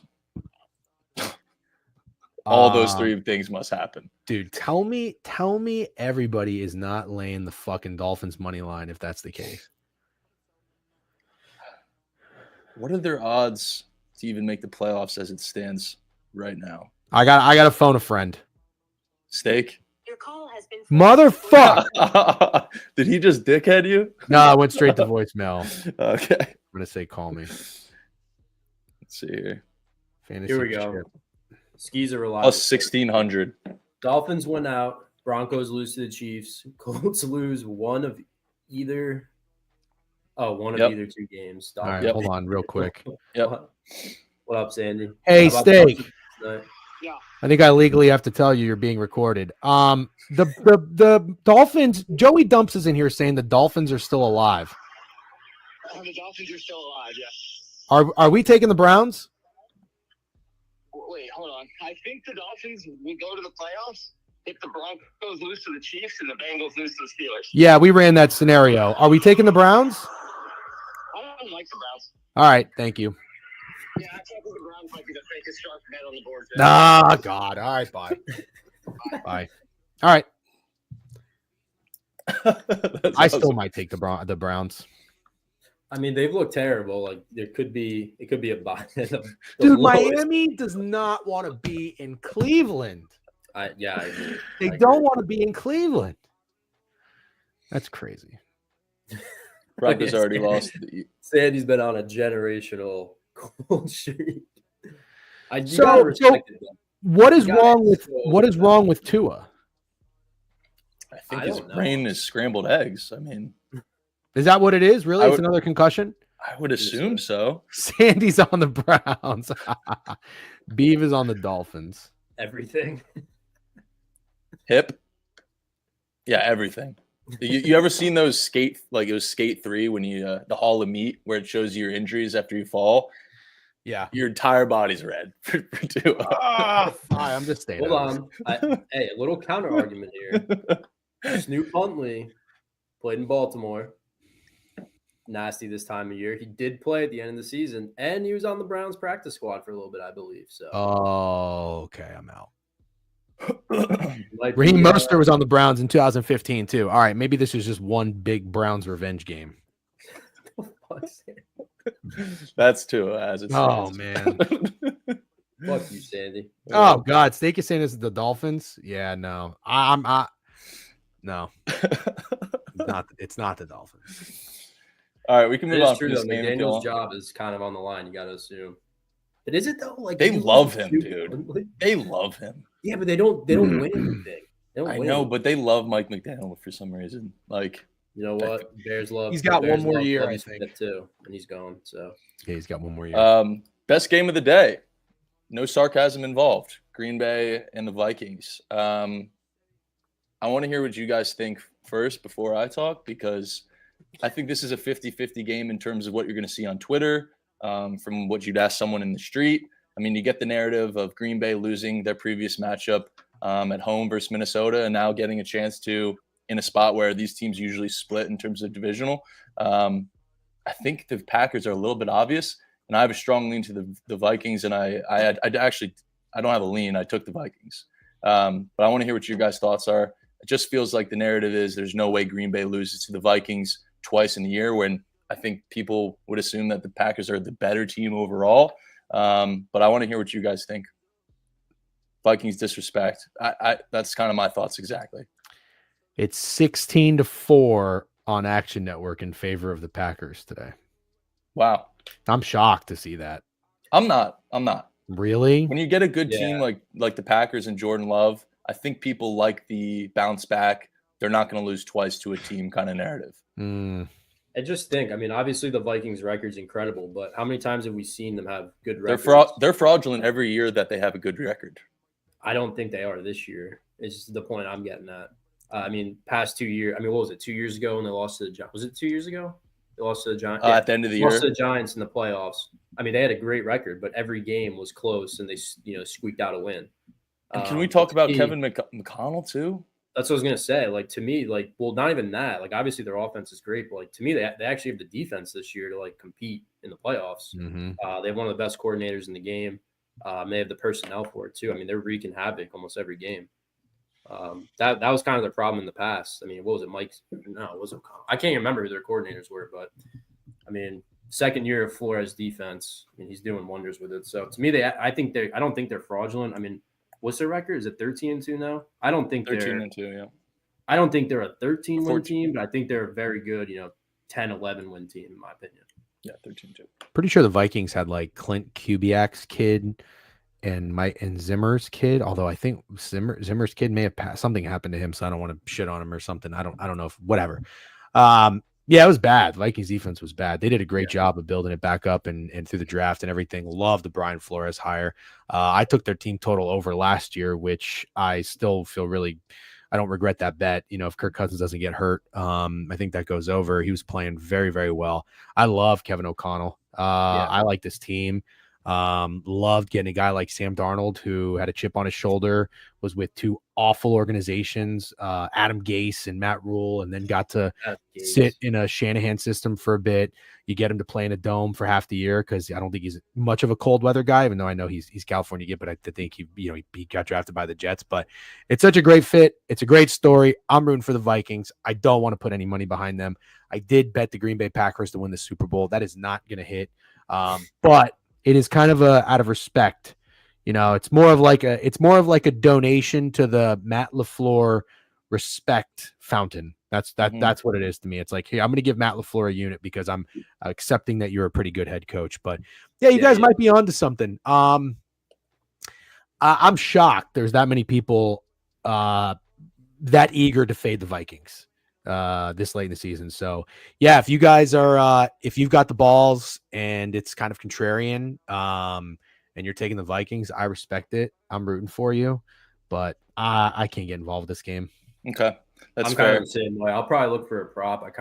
I wanted to, because I didn't live until like late last night, so I wanted to like sit down and actually dive into this game, because obviously you're getting starters playing. It's not backups. It's not 10-point spread. Like, it's actually, you're going to get what I did want to mention. Oh, no, go ahead. I'll tell you what the prop is. It just came to me.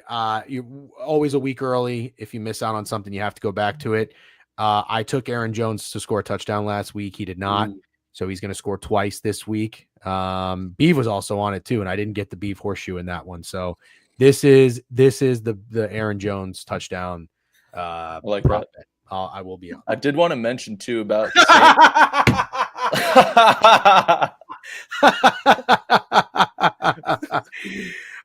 Primer's on a Sandy. journey of giving back his 180 units little by little. Goodbye, Sandy. We'll see you. Oh, that's Nice knowing you, Sandy. oh, that's too bad. A few interesting things about this game. I liked what Sandy said. It's the same situation as last year, where they won in Minneapolis, but they had a backup quarterback and they scored a shit ton of points off turnovers in that game. So I did want to mention that. Somewhat of a different scenario here. And the Packers, I mean, they have the longest active streak of scoring 30 more points in the NFL right now. They're on a 5-game streak of scoring 30 plus or more. I think maybe the angle I like even more is Green Bay TT under, which is as scary as it sounds. He just said Packers first half As I over. pulled this one up. Wow. I mean, I lean the Vikings pretty heavily. I'm not one to say that the Packers are bad in any means, but I want to back a team that nobody really has any belief in, and especially their defense, man. The Vikings defense does not get as much credit as they deserve, and I think the reason is because of how explosive their offense is. I mean, you don't get like I said with the Eagles defense can be a lot more dominant in the trenches because they have less time, or they have more time off the field on the sidelines. Like that time matters. With the Vikings defense, they're on the field for a bit. I mean, when their offense is clicking, that defense is constantly out there. So I just think that's an interesting take on the game too. But I like the Vikings here, and I would dabble with Green Bay TT under as well. Sounds like some fades around the Packers. And shout out Devin for the sub. I didn't thank you. Sorry about that. We're 15 away from 200, so that'd be huge if we could get there. That'd be awesome. So thank you guys for that. Any other thoughts on this, boys? Props? No, this one's tough. Like I said, I think the one thing, if you're going to back the Vikings, it's Jermichael Finley playing. Yes, definitely with Ryan Grant. Holy fuck, I think Sandy. like we're kind of saying, I still think the Vikings have that. Sandy with 10. Sorry to fucking. No, that's completely Sorry fine. to interrupt. Sandy, You must man, have that's bladdered fucking Brunson awesome. all the way up to 60. Chaco got a sub. Woohoo. That's awesome. And Valorant's giving out some extra subs too. That's cool. Let's Rare go. Sandy 6 away from 200. Let's go, man. That's awesome. Thank you guys. Go ahead, I Ro. don't Sorry. really have anything. I don't think the Vikings fraudulent tag is accurate this year. I think in the past we could see, they squeaked out win after win. Didn't really have the defense, but to me this year this team's different. Again, I don't know about a 13-win team. I think 10 or 11 is accurate, but I think they're very good. That's an insane.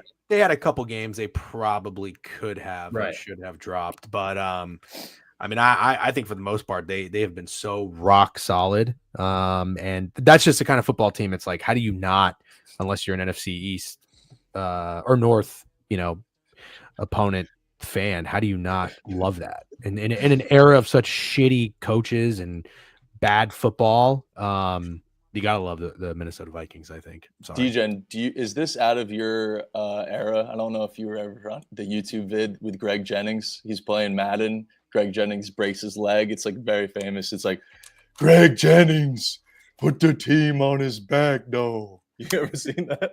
I know the sound, but put the team on his back, dude. I That's never the really whole- knew where it was from. I never really Just knew some where random it was from. YouTube video, some guy playing Madden. But that's what Sandy was referencing. I think wanted the to- only one I really know is like Leroy Jenkins. That's one everybody The knows, World of right? Warcraft, yeah. Yeah, that was great. Leroy! That's awesome. Yeah. Here's That's something like fun early before we move 2000s on. internet. How Fun many fact: games- I was a Packers fan before I became a Bucks fan. Wow. Yeah, Sandy, I'm so we got a happy I traitor did on so. our hands. We're saying how many games do we have left? I think we have All right. one more game. I can't believe I haven't pissed throughout this entire thing. Yeah, All right, here's shout out something you, bro. fun quick. Now, if you're the He's fucking Vikings, big dog. what do you do with the Darnold and McCarthy situation? Oh, I don't know. That's a shitty situation to be in because I would have told you last year as a Bucks fan, I kind of wanted the team to tank and not pay Baker, and then I regretted that immediately. Now I'm in love with Baker Mayfield. So I don't know. You know what my buddy reminded me of? He's like, and he's a Jets fan. He's like, dude, there is no guarantee that just because you tank and get a high draft pick that you're going to draft a good quarterback and all your problems are going to be solved. Like, it's really hard to find an above average quarterback. Yep. And the more I thought about it, I was like, you know what? You're right. And then all I really needed to see from Baker and the team was like competitiveness. And I was content. And then now I would apply that to the Vikings. They're beyond competitive, and I see no reason, given everything Sam Darnold's gone through, that there would be some like huge regression to step back. It will be really interesting to see how he does in the playoffs, because that's going to be a big stage that I don't know if he's ready for, but I'm hopeful. Like, I'm pulling for him and them. So, but yeah, I don't know. You might have to pay the guy. I'd rather pay Sam Darnold. I'd rather be in the Viking situation with Darnold than the fucking Niners with Purdy. Oh my god. Yeah, I agree. It's a nightmare. Yeah, I mean, I think you can assume, like, this is coming from a Bears fan too. Like, I wasn't too high. Well, I didn't know what to think of McCarthy, right? Because I mean, they really were so run heavy, but obviously he looks good. I think it's safe to assume he'll be decent at worst in this system. I mean, every QB since O'Connell has taken the head coaching job has performed well. I mean, look at Kirk Cousins. I mean, is it the injury? I don't know, but he's not the same as he was in Minnesota. Mm-hmm. And I'm kind of thinking it's a lot of it has to do with leaving the Viking system. Sure. So I think it's safe to say, like, McCarthy would be, average at worst. I think he has a safe floor, in my opinion, as high as he can go. I mean, look at fucking Darnold. I mean, you have a dream cast. Their O-line's good when healthy. Obviously, it's beat up right now. But yeah, I really don't know. I guess it's a good problem to have, right? Like, you know what you have in Darnold for the most part, and JJ could be that and better. But I don't know what you do. I really don't, because he was on a 1-year deal, right? Darnold, I think Not so. sure what his contract Yeah, is. he might have been. I think it's just a 1 year. Yeah, I mean, it doesn't really make sense to sign him for 2. But you make a good point, both of y'all. I mean, I think the drop off in terms of talent with QBs and teams there's a significant drop past like 8, 9, 10. I mean, the waters get really, really murky. But let's talk about this last game here. I think this is interesting. I wanted to find an angle to fade Washington off that last second touchdown in a divisional win.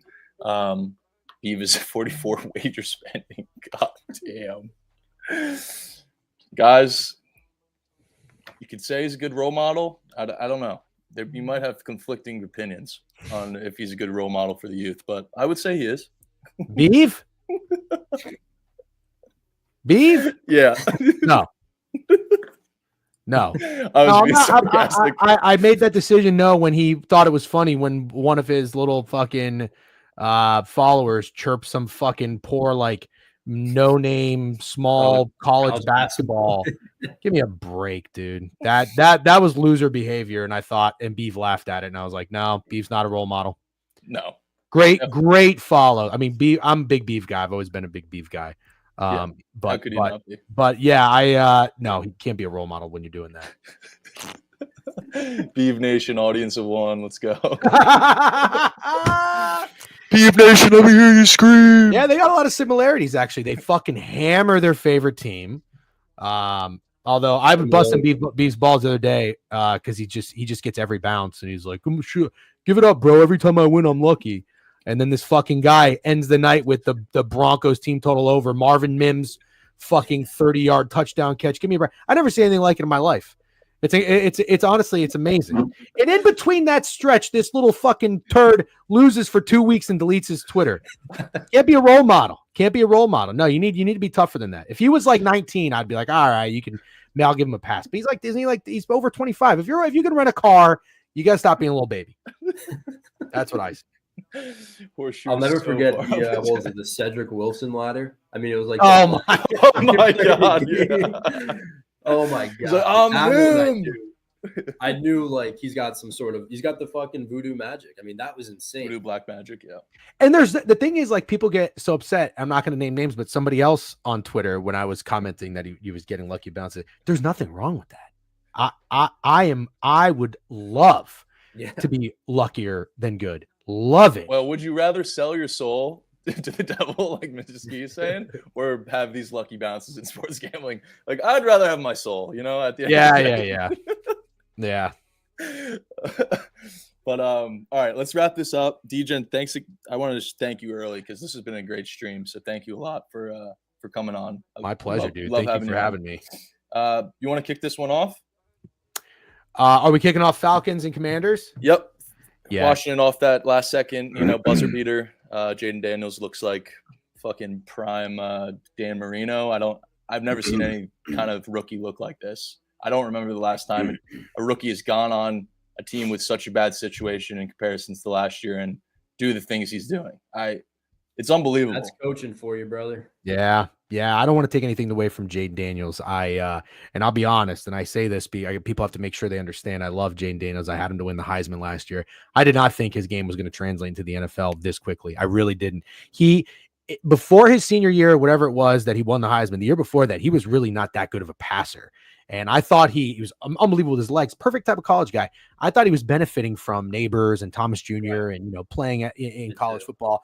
I think, and I'm not taking anything away from Jaden because he has made some fucking throws throughout the year that a lot of players can't make. But Cliff Kingsbury has done an unbelievable job designing this offense around him. And that's both can be true. Like the coordinator can get credit and the player can get credit. When Lamar Jackson won the MVP, Greg Roman had this playbook for Joe Flacco and they threw it all out. And they just redesigned this playbook of like 20 to 25 plays that fit Lamar Jackson. And you ever seen the passing charts for Jaden Daniels? I'm sure you have. Like every pass goes to the right, but there's always somebody open. They simplify the game and Jaden Daniels passes it with flying colors. And it's amazing. And also I got to give Dan Quinn credit because I thought he might've been one of those guys that's like, some people are better coordinators than they are head coaches. And he has gotten these guys playing like I think above their potential, which is awesome. That's what you should do as a coach. Yep. So I'm pro Commander everything. The problem I have is this. I hate the Falcons. I think the Falcons are the most fraudulent team in the NFL. Yep. They did the old goalie swap. If you guys watch hockey or like hockey, you get the spark for the rest of the team. And I thought Penix looked good enough. I don't think he did anything that special, but I thought that given time in the pocket, he made some really good throws that at least showed enough for me to be like, all right, this kid can probably play. But this is a really, really difficult situation for him to be making his second start. You're not playing the Giants anymore. You're not in that fucking dome in Atlanta. We've seen what happens when the Falcons leave. They go to Denver, they get their dick kicked in. But also Kirk Cousins was just dreadful. So I don't know, man. I'm very nervous. This feels like it should be the Commanders every which way. But I'm really, really nervous as a Bucs fan who needs the Falcons to lose that the Falcons somehow pull some fucking beef horseshoe magic out of their ass. That's what I think. That's kind of my feeling as well. You agree? And you get the angle of the Commanders coming off one of their best wins of the year. I mean, you can make an argument it is their best win. Yeah. Like, they've had some great wins, point. but Is it divisional game against the Eagles early? Dude, going into Philly and winning in the fashion that they did, they were down by 2 or 3 scores at one point in that game. Yeah, I mean, Philly couldn't move the ball afterwards when Sertz got hurt. Granted, it was a backup quarterback. I understand that, but the comeback, regardless, was insane. I mean, they were down 21, I believe, at one point. For them to come back with, the Eagles' defense, they still get Saquon. They can still run out the clock. Like, that was a really impressive comeback in my eyes. And when I was watching it, like, there was no point, like, after they scored maybe their second or third to last touchdown, I was like, nope, no way they're about to do this, right? Mm-hmm. And then you have Devontae Smith missing a catch at like the 6-yard line to basically secure the dub. I mean, everything kind of went right for the Commanders in that one. The one thing I'll say, though, the Commanders are just almost impossible to fade. I mean, I remember like earlier in the year, I'm forgetting what win it was. I'm looking back. I believe it was Arizona when they put up 42 in Arizona as 3.5-point dogs. Following beating the Bengals, putting up 38, and then put 34 on the Browns' head following that. So like, there's been no point where you can really sell high with this team. That's why I was kind of confused. But yeah, I had the Cardinals as my best bet in that game. And yeah, I learned quickly. I was like, all right, the Commanders are not this fluky type of team. Like, they're the real deal. Sorry, I misspoke. Indice. Sorry. Yeah. So I'm with you. I don't think I can get there, but if I'm pressing a button in this game, it's either the Falcons or it's the under. I could get there with the under. It does seem like an obvious over. Because that Falcons defense, I mean, again, there's always that hindsight bet every week, but like them to score a touchdown last week would have been such a smart play. They're revitalized. They're rejuvenated. They've got some mojo and a spark to play for with a rookie quarterback to step up, and you've got fucking the dog shit Giants coming in there. And I kind of think that they continue this good play. And then on the flip side, like, do we really think Michael Penix is going to go into DC and carve him up on Sunday Night Football? I don't think so. This has like 21-17 written all over it. I don't know who has 21. I think you could wait for a live angle with ATL too. That's kind of, the more we talk about it, Yeah. what I might get there with. Maybe we could get ATL at +7.5. Washington goes up early. That's what I'll look for. It's not a strong lean by any means. I do lean the Falcons, but I'm going to look for a live angle to get some extra value on this one. I think it's just super gross. And the total makes sense. And I kind of lean with you in terms of what you said about the under. But at the same time, man, it's the Washington Commanders, and they've been defying. They got the black voodoo magic. Well, here's where I think DGen nailed it. I mean, remember the Texans last year? I mean, rookie QB in Stroud. Yep. New offensive coordinator Bobby Slowick, first-time head coach in D'Amico Ryans. We kind of said it all offseason. Like, it's not that the Texans or Stroud's, like, it doesn't mean they're going to be bad. It's just like you have a full year of tape on these guys now. Like, Kingsbury was out of the league, 2 years? I mean, he was with USC last year. I don't know how long he was actually out. But like, he comes back. I'm sure it's not going to be the same offense as he ran in Arizona. So to me, it's like people just don't know how to stop it at this point. Because, I mean, if you think about it, you have Terry McLaurin, who's a stud. There's no doubt about it. Noah Brown goes down. Your receivers are Dynami Brown. Jamison Crowder, I think he's on that team. I mean, Zach Ertz is 36? Like, this offense has no business being this good. And DGen said it. There's a guy always open, whether it's 5 yards down the field, 10 yards, 20, 30. Somebody is always open. And, like, yeah, Zacchaeus too. Good call, DC. Yeah. Like, Kingsbury, I mean, he's going to be a head coach next season. What he just did this year with this team is incredible. I just think teams are struggling to stop it right now. I don't know what they're doing. It doesn't seem too advanced when you watch because, like you said, it's a lot of lateral passes, a lot of short passes, but Daniels hits them. He doesn't miss. He makes really good plays. He's smart with the ball. Their O-line is playing some gritty football like this. I was kind of in the same boat. I was a little hesitant because when he was on that run with the Falcons, Shanahan got all the credit. Oh, the offense is so good. Matt Ryan's MVP. Julio's he got all the credit. And obviously he was a pretty good DC in Dallas. So I was on that same boat too. I was a little hesitant, but man, he kind of reminds me of I don't know, like Mike Vrabel first with the Titans, like just a nasty, mean football team that's going to beat you up. Now I do agree with this year is, man, their secondary does scare me. As bad as the Falcons have been, London's a stud in my opinion. Mooney's been playing great. I mean, you never know with Pitts. They have so many weapons that's going to be tough to slow down. So this is a tough fucking game because I agree. You asked me who's the most fraudulent team in the league. It's the Falcons. Maybe it changes with Penix. And I think this is going to sound crazy, but I think it's the Commanders to a certain extent. I think their record's a little inflated. I think they're very good. I think they're solid. But what are they, a 10-win team now? 9-1? I don't think they're that good. Like, they're good. Don't get me wrong. But I don't think they're that good. They did have a lot go their way. Obviously, the Hail Mary. And then, with Hurts going down, who knows? Well, a lot of their wins, too. One-possession games. I mean, even against some of the shitty teams. Yeah. Eagles by good. 3. I'm not saying they're bad by any means. And I'm not taking it. They get it done at the end of the day. Right, but exactly. So. 1-point win in New Orleans, 5-point win versus the Giants in New York, 3-point win versus the Chicago Bears. You got some more of those blowouts earlier in the season than you have been getting recently. But, dude, the guy that I want to talk about that I feel like if we're talking about incentives as a whole, I feel like the guy that nobody really wants to back, or at least the least popular guy, is going to be Zach Ertz today. No, Zach Ertz today. He's got an incentive for 60-plus receptions, which he's 5 off from, $250K, and then 600-plus receiving yards, and he's 62 yards away.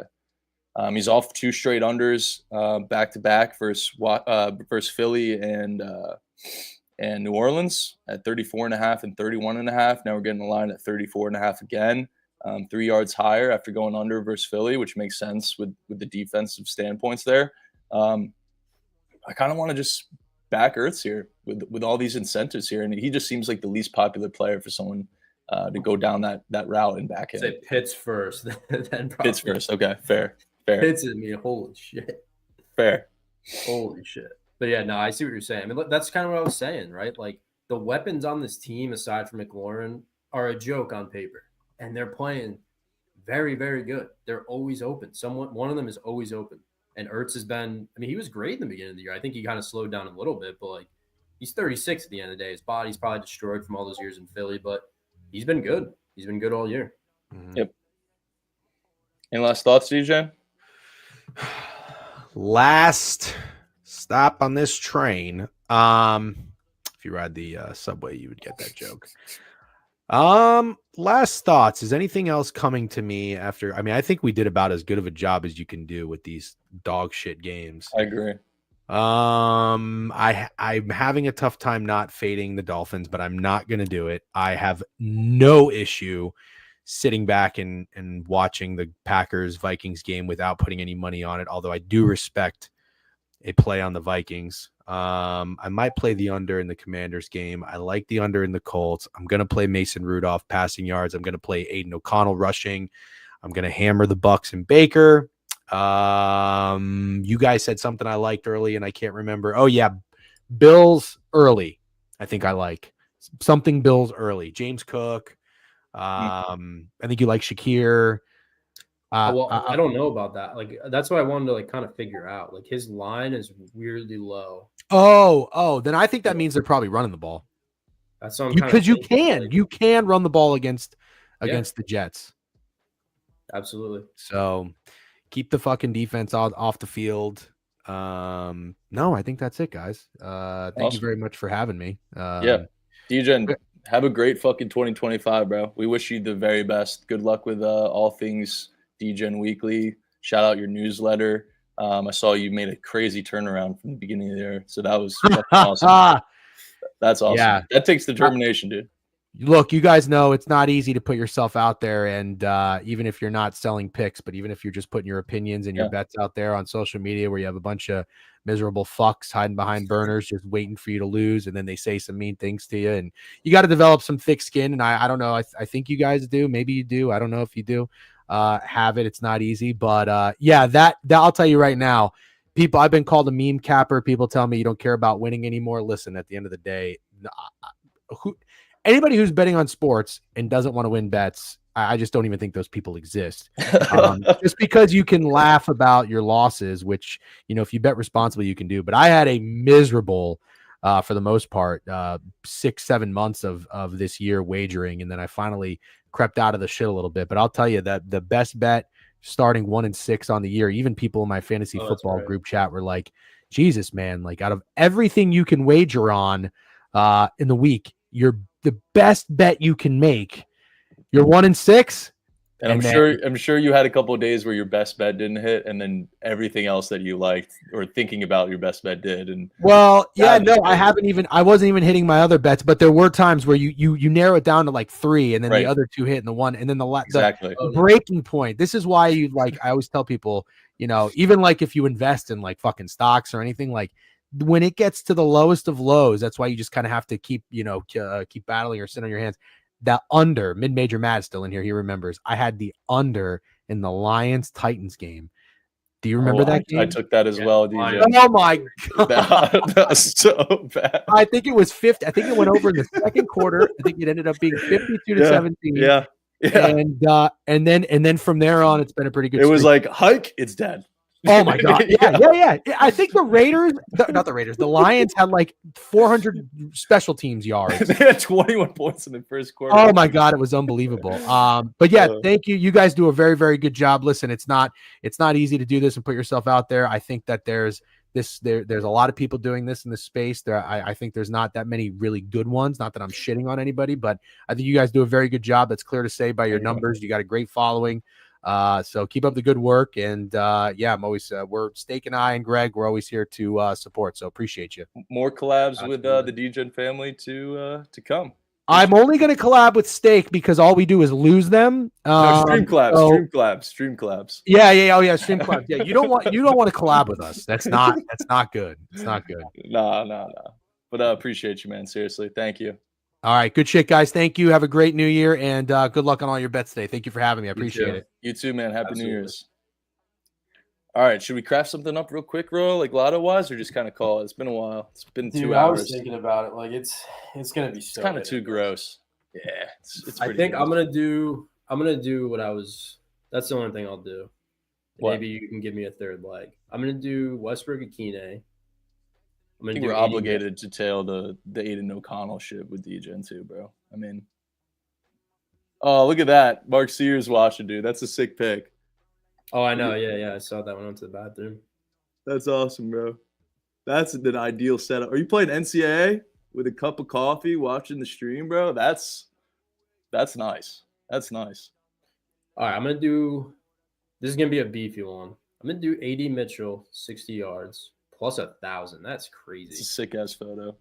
I'm Yo, gonna send me do- those pictures are cool too, boys. You guys need to take pictures of this of where you're watching, how you're watching in the car. Would love. I'll repost any kind of pictures you send. So I love that, dude. Sorry, what'd you say, buddy? I might just. Oh cut my it. god. Oh my god. Dude. Oh, dude, I gotta show you this. Nah. Look at this fucking parlay. Can you bring this up on your phone?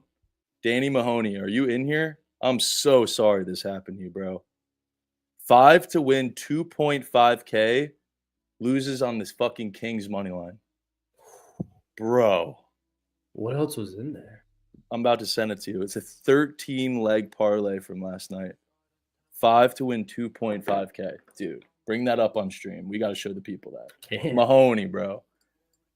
I'm so sorry, bro. That is horrid. Fuck that Oh team. wow. Can you bring it up on stream or no? Not really. I mean, it was. I can Just kind of touch on DM it. up to yourself on Twitter, and then share your screen. It's gonna be hard to read. I mean, it was a Cardinals Rams SGP, Warriors money line, NHL total Blazers plus 8.5, over in Detroit Denver Bulls plus 8.5, Sixers money line, Flames money line. Oh my god, the Kings. Oh my god, Oh, that is fucking painful, my dude. that is nuts. I'm Oh, he's so still in sorry. here. Yeah, dude. Wow. Honestly, like it's the worst. I had about 2 of those too. Not that many. But like sometimes I just throw like $2. I try and guess like every spread in total, right? Sometimes I get like pretty close. The ones that lose are obviously the ones by one leg, because you're like, oh, it's just $5. Like I don't care if I lose it. And then when it loses by one and you're right there, it's the most painful fucking thing ever. Yep. It's the most painful fucking thing ever. And then MJ, we never even told Stream. This story, they're not going to believe us of the lotto that we didn't place that smacked. They're not even going to believe us. I called. I cooked up. Well, you got to set the scene of why it happened. I was driving home, and it was around like 6:55, I think, p.m. And obviously, the NBA game started at 7. So I called Royal to fucking, because we usually do a lotto together. We don't like post it or anything. We just do it together. And then last year we did it, and we actually hit one out of fucking 70 that we did 2 years ago. Didn't hit one last year.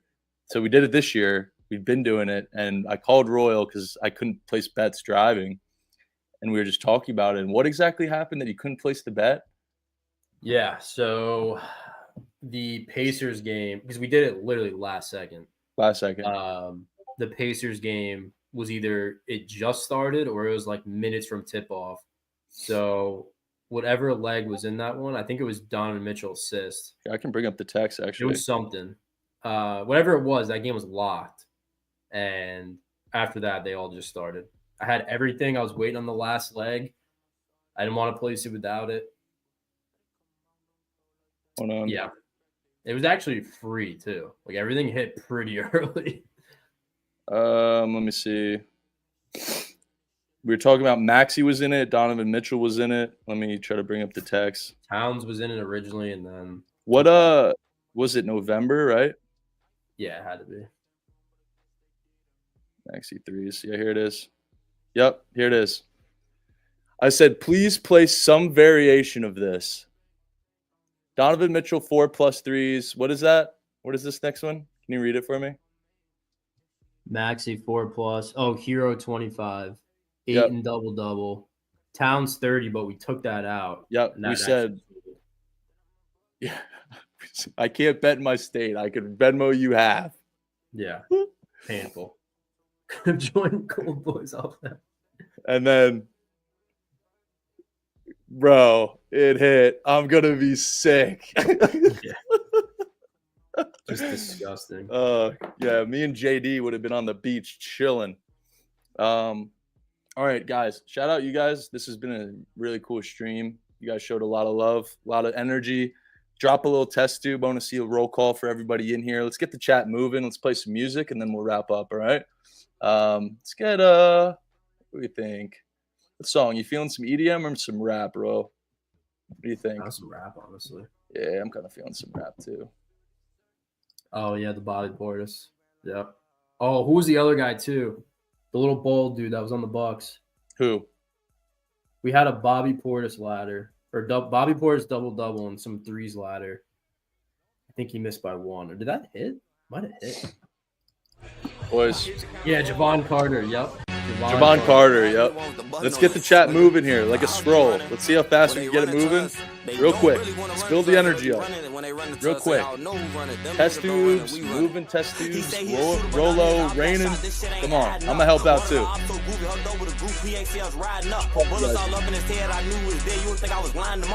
Oh, here we go. Okay.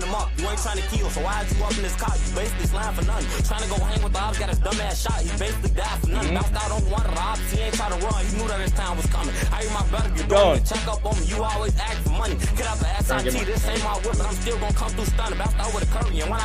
What's that with a curry?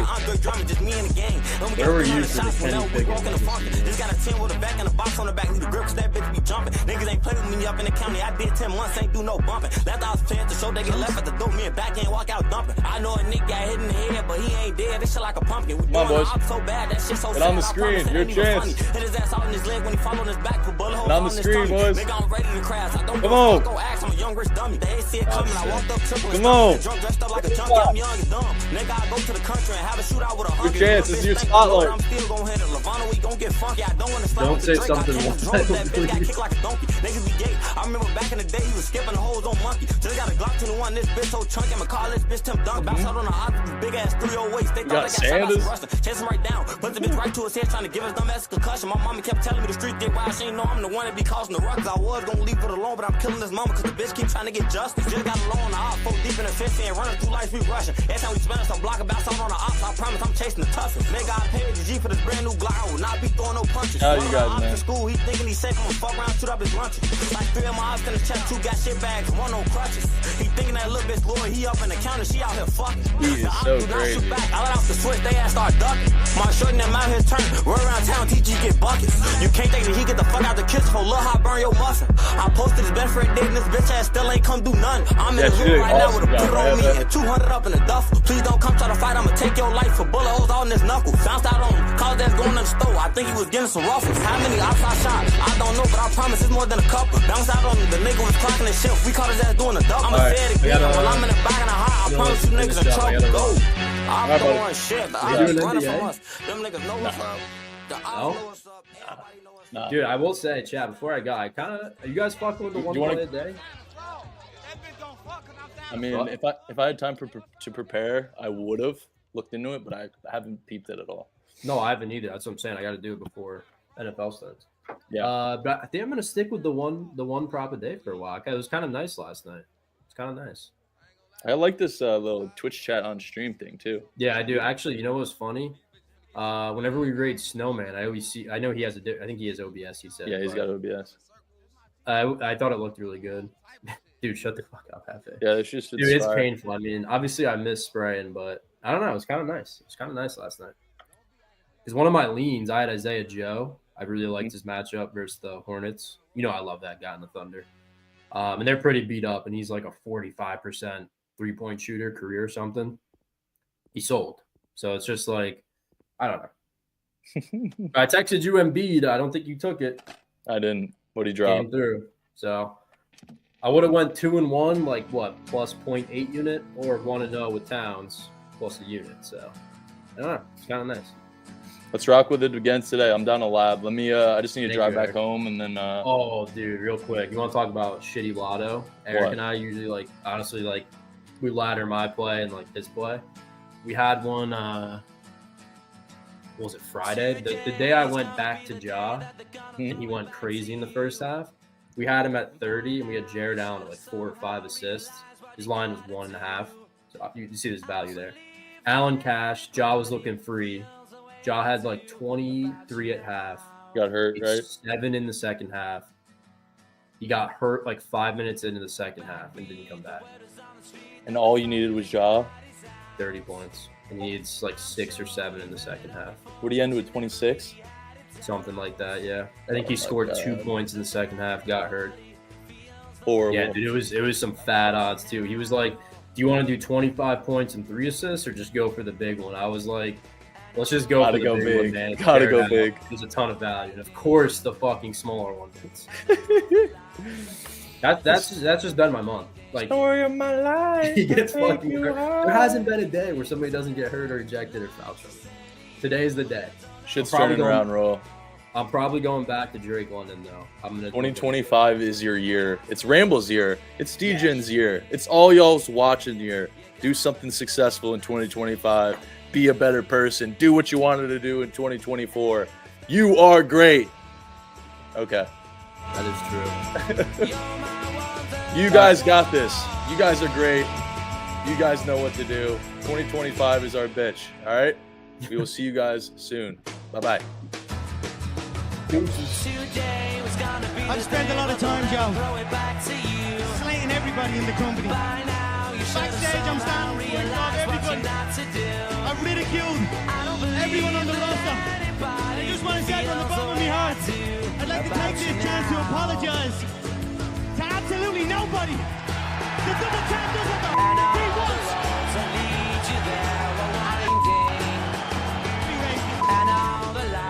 Rose brought me the hat that I need for the stream right here. This is my alter ego. I need the Max Swing. I need the Max Swing.